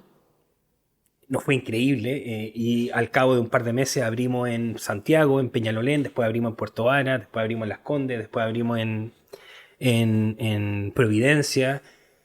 Y así, hasta tener, bueno, como te digo, 14 tiendas y la pandemia nos pilló en plena expansión, tuvimos que cerrar y ahí, bueno. Sabes que me estás comentando comida saludable, comida rápida saludable. a veces es un poco ilógico porque, lógicamente, dices comida rápida, uno siempre se imagina que es comida chatarra, Claro, comida... sin duda. ¿Cómo descubriste el conseguir el sabor Mm. tradicional de esa hamburguesa? Una hamburguesa de pronto que no es vegana, no es saludable. ¿Cómo conseguiste eso? ¿Cómo lo hicieron? ¿Dónde investigaron? Porque me comenta que tu pareja, tu esposa, ella sabe un poco sobre la industria, Mm. ¿verdad? Gastronómica. Pero ¿cómo lo hicieron? ¿Cómo lograron a dar ese punto en donde esta es la hamburguesa perfecta para vender en Mamaterra? Mira, la verdad es que no había una estrategia tan profunda. El principio fue, bueno, tratemos de buscar el pan más saludable posible y rico a la vez. Tratemos de buscar la proteína que fuera vegana, porque yo era vegano, no podía vender algo con carne, Claro. que fuera vegano, pero que fuera además saludable. Busquemos una mayonesa lo más rica, sana, ¿cierto? Y que sea saludable, obviamente. Y así con cada ingrediente. Y fue bien profesional porque me acuerdo que dijimos, ya, el pan tiene que ser un pan de masa madre. ¿Cómo lo volvemos atractivo? Pongámosle sabores, pongámosle que sea un pan rojo de beterraga. Busquemos si existen recetas, inventemos un pan de beterraga. Y me acuerdo de haber pedido a este panadero que nos ayudó, que es un amigo con el cual partimos, que nos trajo unas muestras, nunca había hecho. Hoy día me encanta ver lugares donde hay panes de beterraga porque fuimos los primeros en inventar estas propuestas de pan brioche, de hamburguesa con colores. Pan de zapallo, zapallo natural, beterraga natural, siempre con el propósito de incorporarle más nutrientes naturales al producto. Y el hecho que sea con masa madre, ¿verdad? Con esta fermentación más lenta, reducido en azúcar, porque efectivamente el pan de masa madre tiene una reducción de azúcar considerable. Lo volvía un poco más sano. Esta hamburguesa frita de carne, ¿verdad? Esta proteína llena de grasas, saturadas, trans, reemplazada por una hamburguesa de quinoa horneada o una hamburguesa de falafel horneada, era radicalmente diferente la composición o el aporte nutricional respecto de tanto de los componentes del producto como del proceso. Las papas fritas ya no era papa frita, era una papa rústica horneada. Eh, los vegetales idealmente los más orgánicos posibles. Y así fue como fue naciendo este producto y fue profesional porque nosotros, me acuerdo, haber invitado a un montón de amigos a nuestra casa con unas hojitas, con una encuesta y pusimos todos los productos y los fueron probando, los cortamos en 4 y fueron escribiendo los comentarios, no, me parece bien, me parece mal, no, el sabor, la textura, el color, el olor. Y con eso generamos un tremendo feedback para después hacer una segunda muestra hasta el lanzamiento final de la hamburguesa. Y, y claro, te digo que fue genial porque la mayonesa, si bien era una mayonesa, una lactonesa de soya, eh, era sana, efectivamente, un poco más sana de lo que podría ser una mayonesa tradicional. Idealmente no ocupábamos insumos que tuviesen sellos, entonces eso también era algo relevante. Logramos, logramos que el sabor de una hamburguesa de quinoa horneada con esta mayonesa o lactonesa de soya donde le agregábamos cibulet, cilantro, perejil y creábamos una salsa verde, junto con, no sé, lechuga, tomate y palta natural, con este pan de zapallo, que esa explosión de sabores de verdad que fuera algo brutalmente diferente a lo que tú podías encontrar como oferta en el patio de comida, donde todas las Claro. hamburguesas en algún minuto son relativamente parecidas en sabor. Correcto, Esto correcto. era brutalmente diferente. ¿Cómo lograste? Porque, o sea, tu propuesta al mercado era muy saludable y muy positiva. Sí. Pero, ¿cómo lograste de que el público supiera eso? Porque, no sé, a mí, yo paso y yo veo Mamaterra en el patio de comida donde todo es chatarra, yo ni idea de que eso es saludable, Claro. ¿verdad? Entonces, ¿cómo lograste impactar al público de que dijera, mira, yo soy saludable, soy rápida, soy comida rápida, pero soy saludable? Porque tú sabes que uno, como ser humano, uno cuestiona mucho. Entonces yo te digo, ajá, pero es saludable, pero veo que tienes mayonesa. ¿Y cómo le haces entender al público? No, pero esto es mayonesa de, ¿verdad? ¿Cómo lograste ese impacto? Bueno, varias cosas. Uno, tocando las puertas, llamé al diario, llamé a la radio, que por favor nos hicieran una entrevista para poder un poco hablar de eso, y eso ocurrió, y nos fueron a ver y nos entrevistaron, entregando flyer en el ascensor, en la escalera mecánica del mall, invitando a un montón de amigos, poniendo, digamos, pasto en sintético, de tal modo de dar, dar como esta apariencia de Sí, algo más visual, natural. se vea. eh, y bueno, y lo otro es que con precios extremadamente bajos. O sea, nosotros pusimos pancarta y publicidad de una hamburguesa, me acuerdo, en 1900 pesos. Y eso fue bueno y malo a la vez. Fue bueno porque era tan barato que la gente decía, chuta, vamos a probarlo por lo barato. Y Claro, después de probarlo decía, wow, qué rico, increíble, vuelvo. Pero al cabo de 2 meses, porque efectivamente no fue bien por esta puesta en escena que nosotros hicimos desde buscar medios, desde buscar influencers, de buscar embajadores, desde entregar flyers, desde tratar de tener esta exposición de marketing y de visibilización de marca, hasta que esto conversara también con un precio muy muy económico. Entonces se juntaban todos los elementos para que un cliente pudiera ir sin temor y probar esto. El punto estuvo después de un par de meses de yo darme cuenta que no estábamos ganando nada, que nos estaba costando pagar el arriendo. Sin embargo, teníamos un montón de clientes, una fila gigante. Y ahí, recién ahí me doy cuenta de la importancia de las finanzas. Yo nunca estudié finanzas porque estudié ingeniería en acuicultura, un tema más de biología. Y ahí me empiezo a meter en los números, me doy cuenta que no sé mucho, empiezo a ver videos, empiezo a hacer un curso de Excel avanzado, empiezo a buscar, no sé, tutores de administración gastronómica y empiezo a entender conceptos más de finanzas y empiezo a armar mis propias planillas y empiezo a cada vez estudiar hasta que me di cuenta que en verdad necesitaba más conocimiento todavía. Y ahí me meto a hacer un MBA y ahí efectivamente fortalecí muchísimo mis conocimientos en finanzas. Después un máster en gestión comercial y marketing estratégico para poder potenciar el marketing. Y eso fue algo muy lindo porque efectivamente cuando uno tiene esta como ambición sana de querer crecer, uno también tiene que tener esa autocrítica de decir qué me falta a mí como líder para poder ser el líder que necesita este negocio y poder crecer. Y eso nos permitió entender que los precios eran muy baratos y tuve que cambiar el precio de 1900 a 2900 porque yo ya había calculado que con ese precio llegaba al punto de equilibrio. Seguíamos siendo baratos, pero esa alza nos había asustado y nos encontramos con la sorpresa de que después de que muchos habían comprado y habían probado nuestro producto, nos dijeron en realidad lo estaban regalando al precio que lo tenían publicado. claro. Y que este precio en verdad sigue estando bien, así que no hay problema y genial, y qué rico que existan y ojalá hayan más tiendas. Y bueno, y después de eso, Chris, crecimos a través del modelo de franquicia. ¿Con cuáles promesas? Para un poco quizás comentarle a la audiencia lo interesante del modelo. Yo me di cuenta, yo hice mi tesis de máster en los modelos de franquicia y me llamó mucho la atención que al estudiar casi todos los modelos de franquicia que existen, o gran parte de los que existen, no sé si todos, me di cuenta que todos tenían una relación entre franquiciado y franquiciador media de subyugación, media de subordinación directa, media arbitraria. ¿Y por qué? Porque yo soy el dueño de la marca, soy el dueño de los procesos, soy el dueño de las plazas y yo subarriendo las plazas a los franquiciados, les vendo la materia prima al franquiciado, le cobro sobre la venta que tiene, controlo el marketing y controlo todo y el franquiciado lo único que tiene que hacer es hacer todo lo que yo le diga.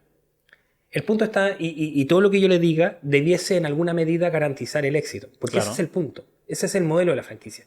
Yo no tengo ningún problema en hacer todo lo que tú me digas siempre y cuando a mí me vaya bien, porque además te tengo que pagar un royalty mensual que es un porcentaje de mis ventas netas. El punto está en cuando yo hago todo lo que me dice el franquiciado y me va mal. Porque lo que ocurre ahí es que yo igual, a pesar de que me va mal, tengo que pagarle al franquiciado. Y como tengo que pagarle, me va más mal todavía y entonces me voy en caída libre hacia la quiebra. Y cuando quiebra, como yo no soy el dueño de la plaza, ¿cierto? El franquiciador me saca y pone a otro franquiciado que si le va mal, ¿cierto? Lo saca y le pone a otro y sigue lucrando bajo un modelo que es ineficiente, que es injusto, es que está mal parametrizado, que no tiene, no tiene el verdadero sentido del modelo de la franquicia. Y ahí es donde nace el modelo Fair Franchise, que son franquicias justas, en donde yo invento este modelo para decirle al franquiciado, mira, si te va mal, es porque la responsabilidad es de ambos. Y entonces tú no me pagas. No me pagas porque te está yendo mal y me vas a pagar hasta que te empiece a ir bien. Y entonces me obligas a mí a preocuparme de cuáles son los puntos críticos de control que no estás poniéndole atención y que causan el hecho de que te vaya mal. Y uno de los puntos es la ubicación.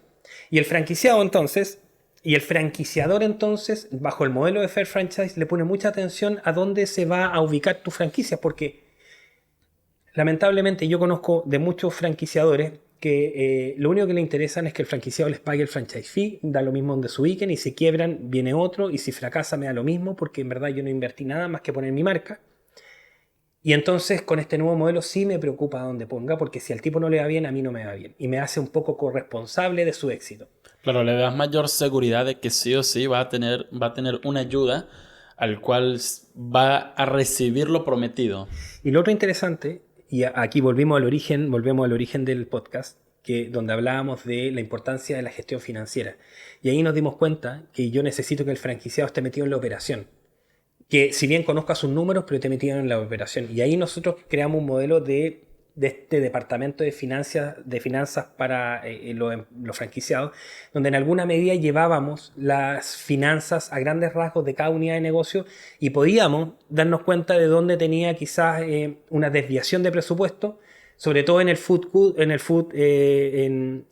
cost, que es como el costo de explotación, que es el costo de la materia prima antes de yo venderla, que es como el margen bruto. Es como, si nosotros le hacemos seguimiento al margen bruto de cada franquicia, podemos de entonces tener la alerta de decir, mira, estás sobregastando en esta dimensión del negocio, cuida tus recursos, y los recursos, si se te empiezan a escapar, entonces tienes que evaluar estas 4 cosas, que es la pérdida, la desviación, la merma y el sobreprecio, digamos. Y entonces dábamos herramientas y como un tipo coach financiero a los franquiciados para que, si bien se sigan enfocando en la operación, que ahí está un poco el alma del negocio, puedan dedicarse a la operación teniendo las luces, digamos, de indicadores como este semáforo, un poco encendido, apoyado por nosotros como marca. Y eso creo que fue el éxito de Mamaterra, y por eso es que llegamos a abrir 14 tiendas en 2 años. Y bueno, todo pasa por algo mejor. Ese es un principio que yo tengo en mi vida muy arraigado y que creo que es lo que siempre me mantiene. Nicolás, todo lo que me has comentado, mira que tenemos varias preguntas, pero tu historia tiene mucha experiencia para todo aquel que nos está observando. Tiene demasiada experiencia de cómo aprender de ti. Y lo que quiero ahora saber es cuál fue ese momento más crítico en donde tú dijiste, esto me dolió. Entre todos tus emprendimientos, porque no puedo hablar de uno solo, porque tu trayectoria es grande. ¿Cuál fue la pérdida que más tuviste entre tus negocios y cómo lo manejaste? O sea, sin duda la decisión de cerrar la cadena. O sea, si bien he tenido algunas otras situaciones adversas en mi camino de emprendedor, te diría que, a ver, la decisión de cerrar la cadena fue una decisión bien, bien íntima, que te la voy a compartir, sin querer herir ninguna sensibilidad, pero en estricto rigor, yo podía no haber cerrado la cadena, porque yo era el arrendador de las plazas y yo podía haber aplicado la estrategia que todas las franquicias ocupan de sacar legalmente, judicialmente a todos los franquiciados que me quedaban, porque yo asumí un crédito muy grande para poder subvencionar las franquicias durante la pandemia. Subvencionamos a toda la cadena durante un año y llegó el momento de pagar esos créditos. Las franquiciados nunca me pagaron, digamos, nunca me reembolsaron ese apoyo. Tampoco estuvieron dispuestos a pedir créditos o endeudarse para darme de vuelta la mano. Claro. Y yo podía haber aplicado, digamos, la estrategia legal de sacarlo, ¿cierto? Por las buenas o por las malas. En alguna medida eso hicimos porque demandamos a los franquiciados. Pero en ese proceso de demanda, y que la demanda es el último camino que uno toma, pero lo que implica finalmente es decir, mira, tú me debes tantos millones de pesos, tanto en arriendo como en royalty, y ya tu tienda la perdiste, porque ni vendiendo tu tienda logramos pagar esta deuda. Entonces yo me hago parte, digamos, me hago de propiedad de tu tienda para suplir esta deuda, y yo busco otro franquiciado que se haga cargo de este negocio. Y en ese camino recibí amenazas heavy, o sea, te digo, amenazas de muerte, incluso mías contra mi familia, de franquiciados que lamentablemente no entendieron el modelo y no quisieron asumir, ¿cierto?, que habían fracasado. Y Y esa ambición de querer recuperar a cualquier costo, digamos, y no querer asumir esta deuda. Y yo, digamos, hoy día me compadezco de ellos porque sin duda alguna que ese tipo de actitudes habla de carencias muy profundas en cuanto a valores y todo, pero más que eso me hizo generar un cuestionamiento profundo de si estoy bien en el camino de enfrascarme en un conflicto legal con cada franquiciado para poder quitarle su tienda o recuperar la tienda y con esa recuperación de tienda poder franquiciarla a otro franquiciado y recuperar los cientos de millones que habían invertido ahí en este préstamo solidario que le hicimos sin intereses, sin nada. Eh, o y que ese camino igual de alguna medida yo estuviese consciente de que involucraba este tipo de amenaza. Con la primera amenaza grave que yo tuve, de muerte literal, y no solo conmigo, sino con mi familia, fue que yo decidí no continuar este camino legal con los franquiciados y les dije, ¿saben qué? Toda la plata que yo les presté, bueno, quédense con ella, vendan sus tiendas, ¿cierto? Vendan el derecho de llave a sus negocios. Páguenme solamente la plata que se debe en los arriendos, porque claro, yo había pagado un año de arriendo, pero ya quedaban, yo dejé de pagar, de subsidiar los arriendos, ya habían 3 o 4 meses. Vendamos los derechos de llave, paguemos los arriendos que quedan, porque mi firma era la que estaba involucrada con los contratos de arriendo con esta grande inmobiliaria, y si yo no les pagaba el arriendo me demandaban a mí. Paguemos los arriendos, recuperen ustedes la plata que quieran recuperar y cerremos este negocio. Y no quiero tener problemas legales con nadie, ni quiero sentir o tener más amenazas, ni poner en vulnerabilidad a mi familia. Y este negocio que lleva 5 años, que llegó a ser muy, muy grande, puede ser, digamos, yo puedo formar este mismo negocio en próximos 5 años sin ningún problema, con un montón de aprendizaje y no tengo miedo de reemprender de nuevo. Lo que nunca jamás voy a hacer es poner en riesgo lo que más amo en mi vida, que es mi familia. Y a costo de ningún proyecto, por más millonario que sea, ni por más grande. Y esa fue un poco la decisión de por qué yo cerré el negocio. En el tema de tus negocios, has tenido negocios muy, muy grandes, en este caso el de Mamaterra, y lo cerraste por una razón también muy familiar, que lo nombras mucho. Tu familia es muy importante y yo creo que es una de las cosas más importantes que todo emprendedor debe tener. Siempre yo siento que hay varios pilares y entre estos está Dios y está la familia. Sin duda. Eso es muy importante. Ahora, el equipo. El equipo para ti es importante, tu equipo en el cual te rodeas para poder construir todo lo que has construido. Mira, te diría que en el inicio del negocio no estuvo exento de discusiones. Sin duda que la hubieron y muchas. Nati, mi esposa, mi señora era gerente de administración y finanzas y además era la líder del recurso humano. Javier era gerente de operaciones y de sistema y yo era el gerente general y además comercial y marketing. Pero esta descripción de cargo, claro, suena fácil, pero no la teníamos al principio. Claro. Al principio todos éramos operarios, todos éramos administradores de la tienda, todos éramos compradores, todos iban detrás del otro. Hasta que en un minuto llegué a tener, bueno, muchísimos problemas yo con mis socios, sobre todo con mi señora, con Nati, que ella en alguna medida era la que veía las platas, pero yo también gastaba de la cuenta, yo invertía y no le preguntaba a nadie y que nos faltaba plata para sueldos. Hasta que llegó un minuto de estos conflictos que sin duda alguna pasan siempre por algo mejor. Hasta que nos sentamos en una reunión de gerencia que tuvimos y fue como, a ver, tenemos que ordenarnos, esta cuestión no va a funcionar así. Estamos teniendo un montón de problemas y yo estoy siendo de repente irresponsable en tomar dinero e invertir sin saber si esto funciona o no. Entonces les propongo lo siguiente, que uno de nosotros tres sea el gerente general. Me propongo yo. Me propongo yo porque siento que puedo liderarlo. Pero si yo no soy, voy a ser el mejor soldado si es que es Nati o si es que es Javier. Pero alguien tiene que liderar. Y sea quien sea que lidere, el equipo tiene que estar detrás de ese líder y ese líder no está exento de decidir cosas que no sean las correctas o no equivocarse. Y un equipo verdaderamente nunca está juzgando ni criticando las malas decisiones porque es parte del proceso del aprendizaje. Pero quien sea que lidere que puede ser Nati también perfectamente, yo voy a ser el mejor soldado y aunque cometa errores, yo voy a estar detrás de sus decisiones y voy a estar apoyando en todo momento.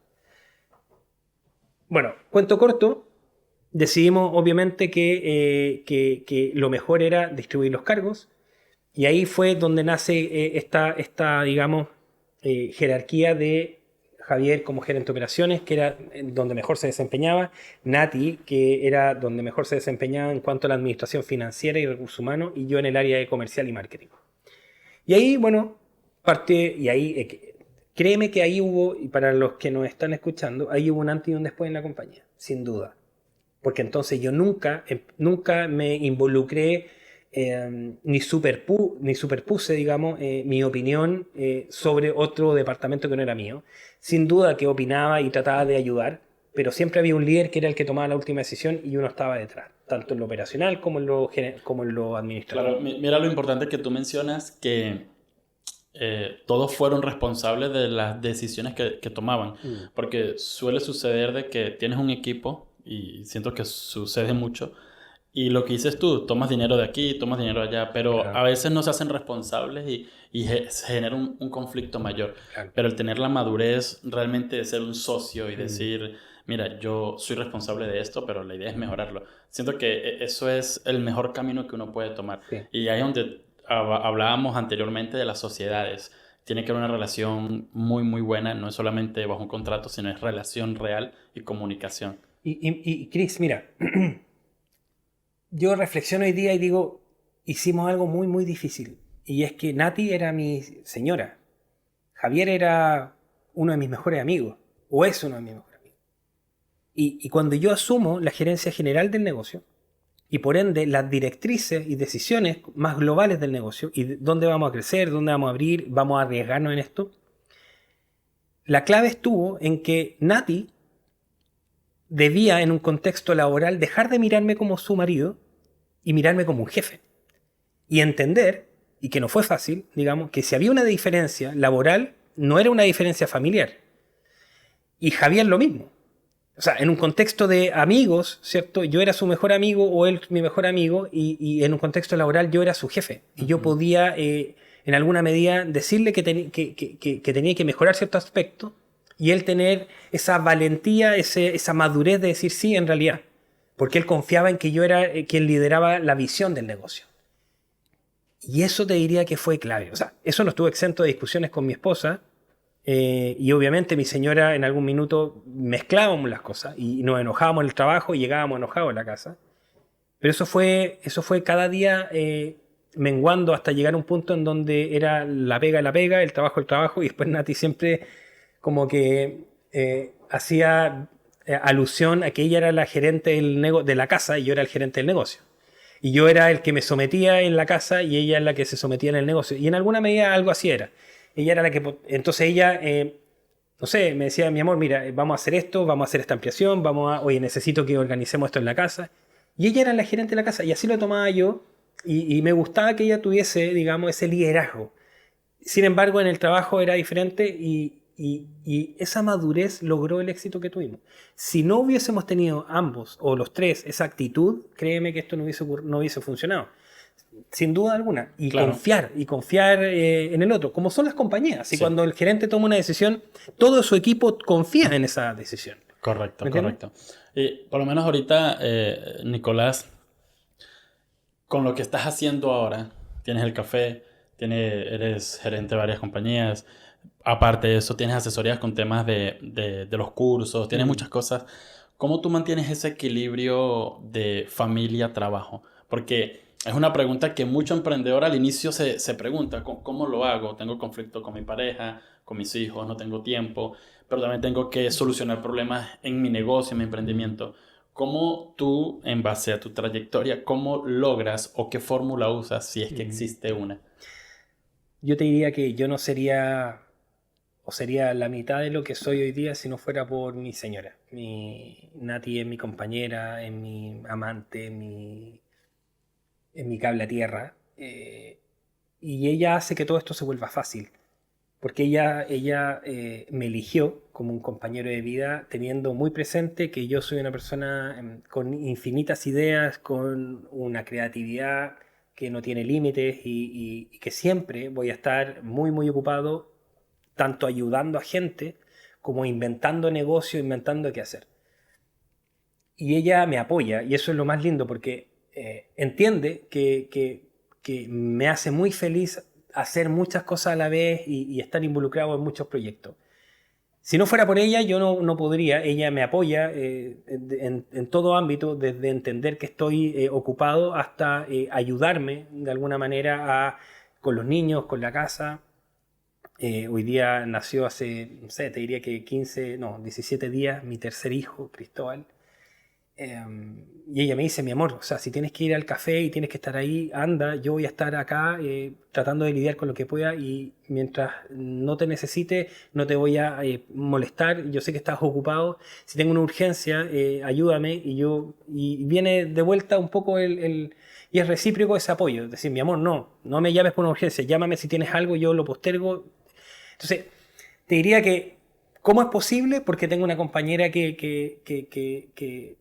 con el cual formamos un equipo maravilloso. Eso es lo primero. Y lo segundo es que si algo he aprendido en todo el camino del aprendizaje, del emprendimiento, te diría que es la adquisición de la disciplina. Y no te lo comento desde una posición elevada de desarrollo disciplinario en mi vida. Por el contrario, estoy todavía en un camino de aprendizaje, tengo mi cuadernito donde anoto las reuniones, se me siguen olvidando, digamos, algunas, pero tengo que anotarlo todo porque mi memoria es frágil.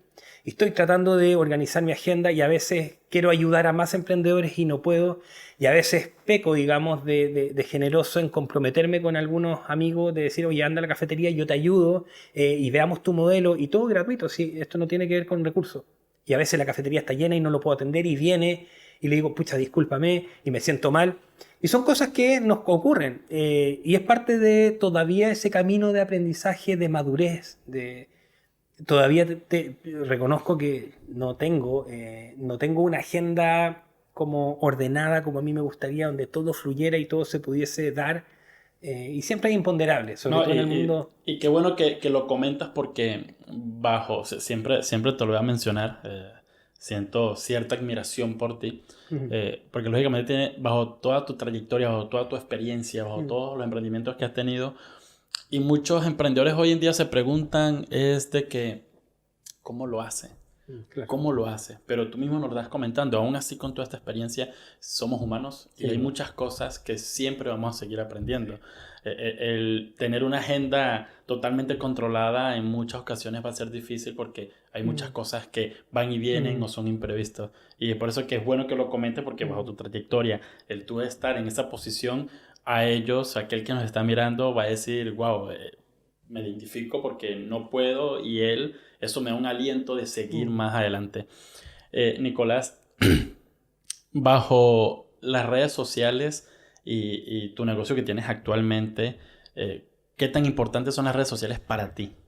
O sea, hoy día, a ver, las redes sociales son la plataforma más transversal que hoy día existe para poder comunicar, sin duda alguna. Y las redes sociales hoy día te permiten distintas verticales de comunicación, desde un podcast como esto hasta un Reels, un video, ¿cierto? Una historia, transmitir la experiencia, el valor. O sea, te diría que si no estás en las redes sociales, la verdad es que se va a hacer mucho más complejo visibilizar un modelo de negocio o la propuesta de valor de tu idea. ¿Me gusta que sea así? Te diría que no. La verdad es que hoy día estamos en una situación, si bien estamos en plena era digital, quizás 5.0, hoy día nuestra cultura, nuestra humanidad no está preparada para responsablemente consumir tecnología o consumir redes sociales. Y por lo mismo hoy día tenemos una ola de crisis de ansiedad, de niños que hoy día se vuelven adictos a las pantallas y que dejamos lo verdaderamente sutil, que es la naturaleza, de lado. O sea, hoy día, imagínate, yo vivo en una parcela en donde siempre soñé con tener un tremendo terreno, árboles y lugares, porque yo vivía, si bien en una casa grande con un patio amplio, mi mundo era estar todo el día jugando en el patio a la pelota, haciendo una casa en el árbol. Y yo siempre tuve presente que era lo que yo quería un poco replicar en mis hijos. Pero claro, tengo una parcela y un bosque incluso dentro del terreno de donde vivimos, que por lo demás es maravilloso.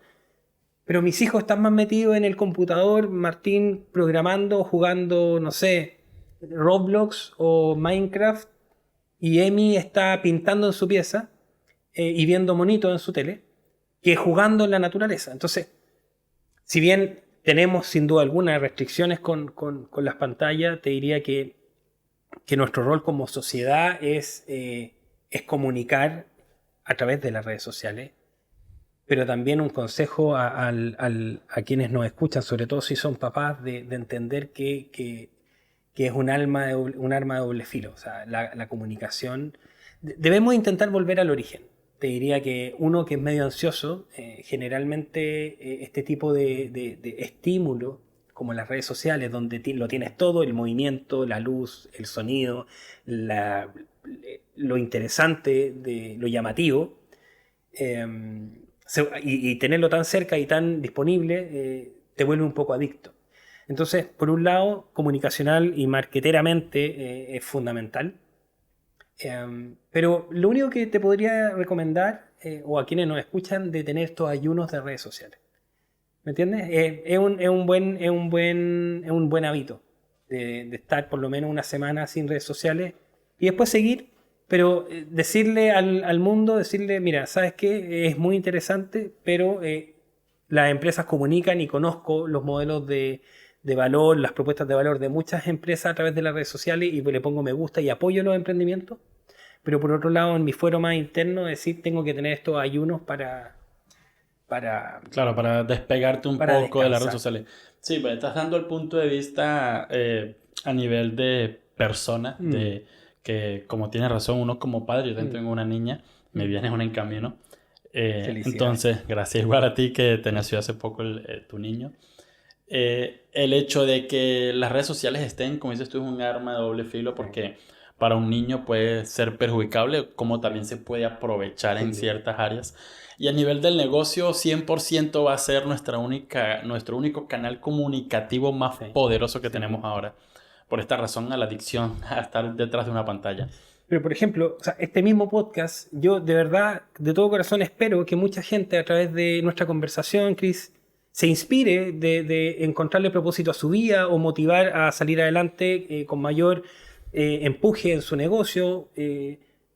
Pero claro, también este podcast en algún minuto, cuando esté en línea, va a estar compitiendo quizás con un Reels que no va a entregar ningún valor, sino más que generar adicción y entonces ahí está el entender que las redes sociales son una herramienta. Es correcto. Y el buen ejemplo puede ser es que tú con un martillo tú puedes construir una casa o puedes construir un imperio, pero también te sirve para destruirlo. Entonces Correcto. es importante entender que las redes sociales son una herramienta poderosa. Correcto. Nicolás, ¿cómo te proyectas ahora para este 2024 que falta poco también porque siento que el tiempo pasa demasiado rápido? ¿Cómo te proyectas ahorita en este 2024? ¿Cuáles son tus próximos proyectos? ¿Qué tienes pensado hacer? Sí, mira, bueno, a ver, hay varias cosas. Yo tengo el proyecto de Kingdom Coffee de transformarlo en una franquicia. Estamos avanzando en los manuales de franquicia y ordenando y estandarizando el modelo para que sea una muy buena franquicia y quienes inviertan en esta franquicia sea un negocio muy rentable. Esperamos de aquí a fin de año vender la primera franquicia, crear también una sucursal, ese también es el objetivo. Estoy buscando una editorial para poder publicar el libro Franquicia Justa o Fair Franchise, que es donde hablo de este modelo de franquicia y ya poder comercializar este libro, que es una obra bastante linda, que habla de mucha experiencia o mucha historia real de cómo emprender en el mundo de la franquicia. Y tengo un proyecto paralelo que nos tiene también muy motivados como familia, porque Nati es la gerente de administración de Gefex, que es esta gerencia de finanzas externas, donde hoy día estamos buscando empresas o emprendimientos que tengan estos problemas financieros, que no conozcan cuánto venden, no saben cuál es su punto de equilibrio, que tienen hambre de crecer, de abrir sucursales, pero que sienten o presienten que hay algo que les falta y que tiene relación con lo financiero. Y a todas estas empresas estamos creando seminarios. De hecho, a mitad de julio voy a lanzar un seminario donde vamos a hablar de la importancia del conocimiento de la información financiera de tu negocio para tomar decisiones y ofrecer este servicio de gerencia de finanzas externas para que los emprendedores tengan esta herramienta de información tan vital para lo que les depara, digamos, su camino a crecer. Entonces, estoy en estos proyectos, estoy súper tranquilo, muy contento, y te diría que, y con esto quizás, para resumir un poco de la proyección más personal, te diría que mucho más maduro, y sé que suena medio autorreferente, pero pienso en cómo era yo hace 3, 4 o 5 años atrás, y hubiese estado pensando en cientos de empresas, digamos, con este servicio de finanzas externas, que por lo demás estamos desarrollando un software también. O estaría pensando quizás en 15 o 20 franquicias de aquí al próximo año. Pero hoy día con este nuevo pequeñín que viene a inundar de amor mi familia, Cristóbal, que hoy día, como te decía, tiene 17 días, creo. Hoy día estoy un poco más tranquilo y digo, en verdad, si bien es importante la libertad financiera, puedo obtenerla no a los 40, porque me quedan 2 años, puedo obtenerla quizás a los 45 y quizás correr esta carrera un poco más lento, pero respetando el tiempo que necesita mi familia de estar conmigo y tratar de no perderme ningún segundo del desarrollo de mi hijo y de mis hijos, si todos son chicos también. Claro. Nicolás, importante, lo del libro, te aseguro que voy a ser uno de los que lo voy a comprar porque bajo todo tu conocimiento no me lo puedo perder. Ahora, para todo aquel que nos está observando, ¿qué le puedes decir que debe de aprender antes de emprender?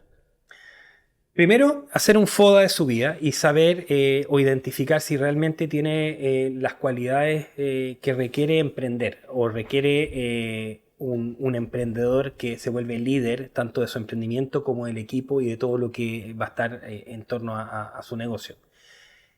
Y eso no quiere decir que debe tener cualidades supernaturales o de Superman, digamos, o ser más inteligente que el resto. Por ningún caso. O sea, las personas, los que emprenden, deben tener cualidades especiales.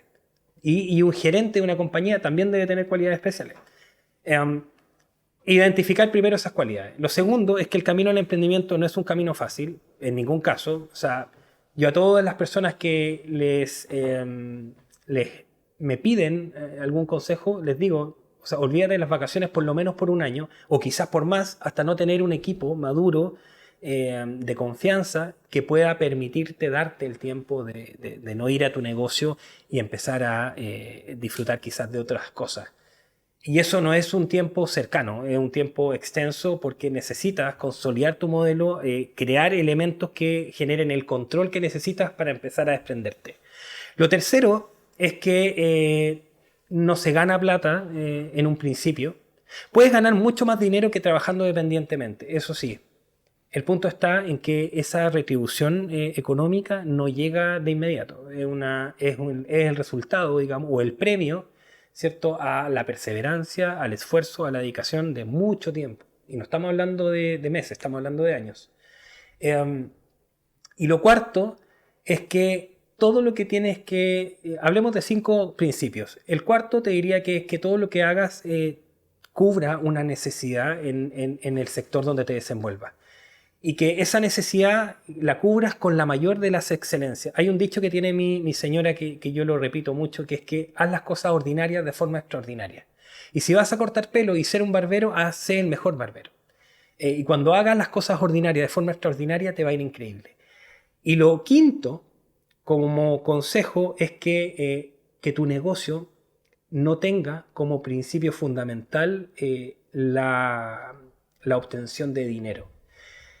Si bien todos los negocios deben tener, ¿cierto?, un piso financiero que te permita crecer y te permita, digamos, tener un buen sueldo y esta tranquilidad económica, que la motivación principal del emprendimiento sea generar un impacto en quienes nos van a suceder o quienes nos van a o quienes vienen, digamos, detrás de nosotros, nuestros hijos, nuestra descendencia.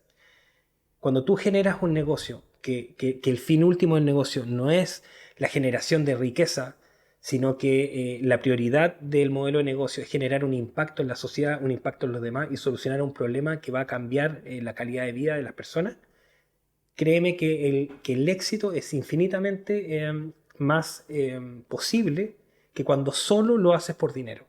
Porque cuando solo lo haces por dinero, entras en la disyuntiva de tomar decisiones que pueden vulnerar el respeto de la naturaleza, el respeto del medio ambiente, porque digo, bueno, me sale más económico comprar esto, no me importa que contamine, pero ahorro plata.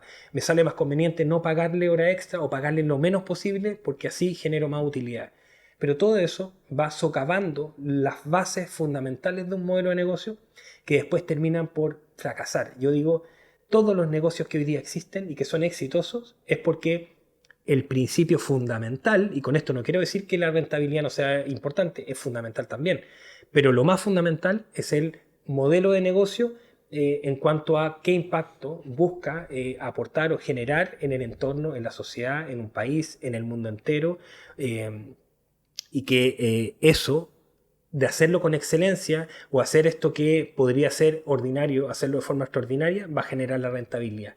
Pero la rentabilidad termina siendo una consecuencia, Claro. no el fin último que me motiva a emprender. Claro, correcto. Estos 5 puntos que les estás regalando, incluso a mí, porque siempre estoy aprendiendo, es algo de que es muy poderoso. Los 5 puntos que diste son muy poderosos y son muy esenciales para uno poder emprender. Si tú puedes dar una idea de negocio el cual tú digas, la tengo, pero por tiempo no lo puedo realizar porque lógicamente eres una persona súper ocupada, ¿qué idea de negocio tienes en mente que sería buena? Cuando me mandaste las preguntas, Chris, me dijiste, vamos a conversar de estos temas. Yo, bueno, leí todas las preguntas y dije, ya, pero esto son preguntas que fluyen durante la conversación. No tengo que pensar en una respuesta. Pero cuando llegué a esta última respuesta, donde tenía que compartir una idea de negocio, dije, chuta, a ver, pensemos.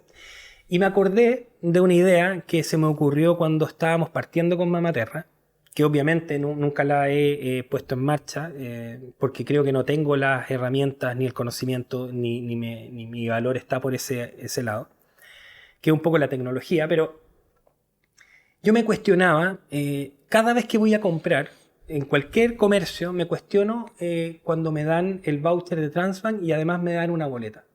Y en el supermercado, cuando compras mucho, te dan una boleta gigante. Y pienso en la tinta y pienso en el papel. Y de verdad que cada vez que voy me cuestiono y digo, ¿cómo a nadie se le ha ocurrido crear un sistema de compra en donde, al igual que la cuenta RUT, donde tú naces y tienes una cuenta RUT, ¿cierto? Y ya te bancarizaste, solo tienes que activarla cuando tienes creo que 18 años.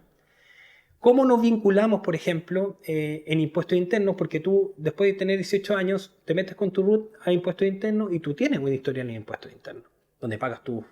¿Por qué no crear, cierto, desde que tenemos 18, incluso antes, desde que nacemos, a través de nuestro RUT en impuestos internos, una pestaña que diga, por ejemplo, finanzas personales? Y cada vez que yo compro, ¿cierto? Digito, me piden mi RUT, que hoy día el RUT te lo piden todos los comercios para crear una base de datos y hacer campañas publicitarias, ¿verdad? Que te pidan tu RUT para que la boleta se vaya, ¿cierto?, a una base de datos personal en impuestos internos a través de una API, de un software, ¿cierto? Y que tú tengas un registro personal de todas tus compras y que además este software pueda clasificar tus compras en familias o intereses, ya sea alimenticio, no sé, de entretención. Y por ley, todas las boletas y todas tus compras ya dejen de tener un voucher en papel, sino que se vaya a un registro digamos, un historial personal que cada uno tiene.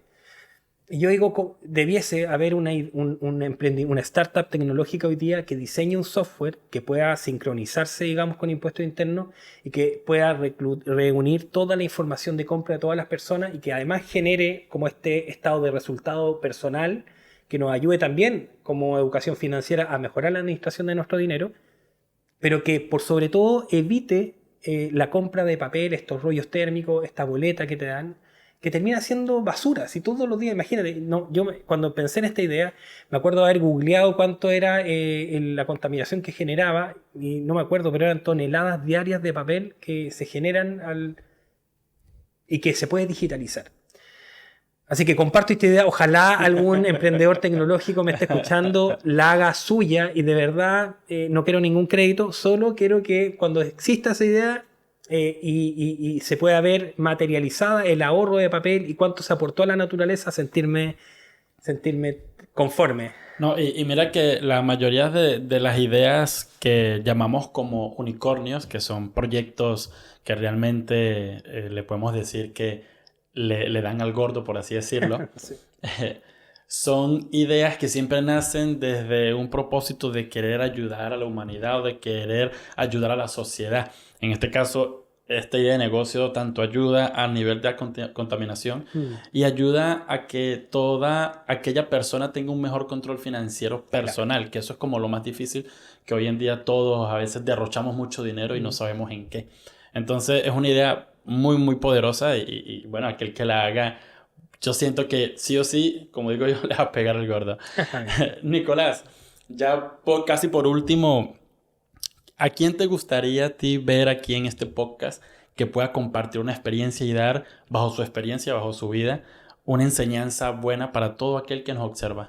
Mira, yo tengo un amigo cercano al cual ayudé también y que es emprendedor, pero no solo es emprendedor, sino que tiene otras virtudes, es local, es de Puerto Montt, y yo te diría que la gente que lo escuche, si es que ustedes lo entrevistan, va a ser bendecida porque tiene una historia maravillosa. Se llama Jefferson Vivallo. Él es creador de una marca que se llama Idefix Mascotas, vende alimento para mascotas. Tiene una tienda en Presidente Ibáñez, es la segunda tienda que él ha creado. Está desarrollando un modelo de franquicia donde estamos estudiando ahí cómo poder hacer que el modelo sea lo más financieramente positivo posible para que de verdad se justifique el modelo. Pero además él es funcionario de la Fuerza Aérea, tiene trillizas, tiene 30 años y tiene trillizas más un pequeñito, así que tiene 4 hijos, que eso es lo que uno más admira, porque si tú me preguntaste hace un rato cómo lidiaba mi vida familiar y paternidad con lo empresarial, digamos, te digo, no es tan fácil, sobre todo cuando tengo una compañera, pero tengo hijos grandes, digamos.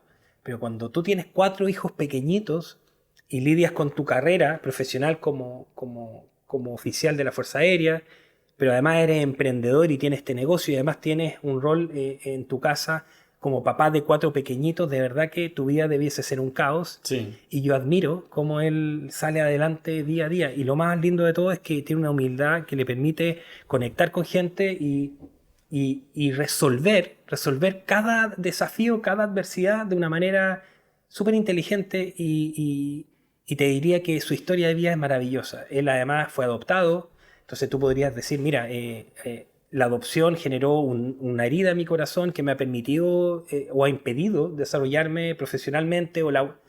Pero a pesar de eso, él, te digo, ha sabido sobrellevar eso y ha sabido encontrarle a cada cosa, ¿cierto?, lo positivo. Y esa enseñanza a mí me ha aprendido un montón. Sí, no, y sin duda, como tú lo comentas, ya me dan ganas de conocerlo y tenerlo acá porque esas son historias Sí, y son experiencias de vida en donde te aportan. Sin duda. Tú nada más el tener una conversación con una persona al cual ha resolvido tantos problemas de su vida, uno dice, wow, o sea, qué locura el que él con tantos problemas y aún así está de pie y sigue caminando. ¿Cómo yo no lo puedo hacer? Entonces, eso son historias que inspiran demasiado. Nicolás, la verdad te agradezco. Llegamos al fin de este podcast y espero también que todo aquel que observó este podcast hasta el final se haya impactado con tu historia porque tu historia realmente es fenomenal, es algo grandioso. Y nada, la verdad agradecido de que hayas estado acá y la verdad que bastante feliz de que estés aquí conmigo, que hayas compartido la historia con nosotros. Cristian, gracias a ti por considerarme. Yo, de verdad, feliz de conversar de estas cosas que es lo que realmente importa en la vida, digamos. Este tipo de conversaciones son las que aportan a hacer de este planeta un mejor lugar para vivir. Tenemos un lema en la cafetería que es que no importa la calidad del café, sino con quién lo compartes. Y de eso se trata la vida. Así que haber compartido este momento contigo, esta conversación, fue maravilloso. Te deseo lo mejor Gracias. y de seguro no me cabe ninguna duda que cada historia que se va a contar aquí va a generar un impacto no solo en Puerto Montt, no solo en las redes sociales, sino que en el mundo entero. Así que te deseo lo mejor y las mayores de las bendiciones. Vale, muchas gracias, Nicolás.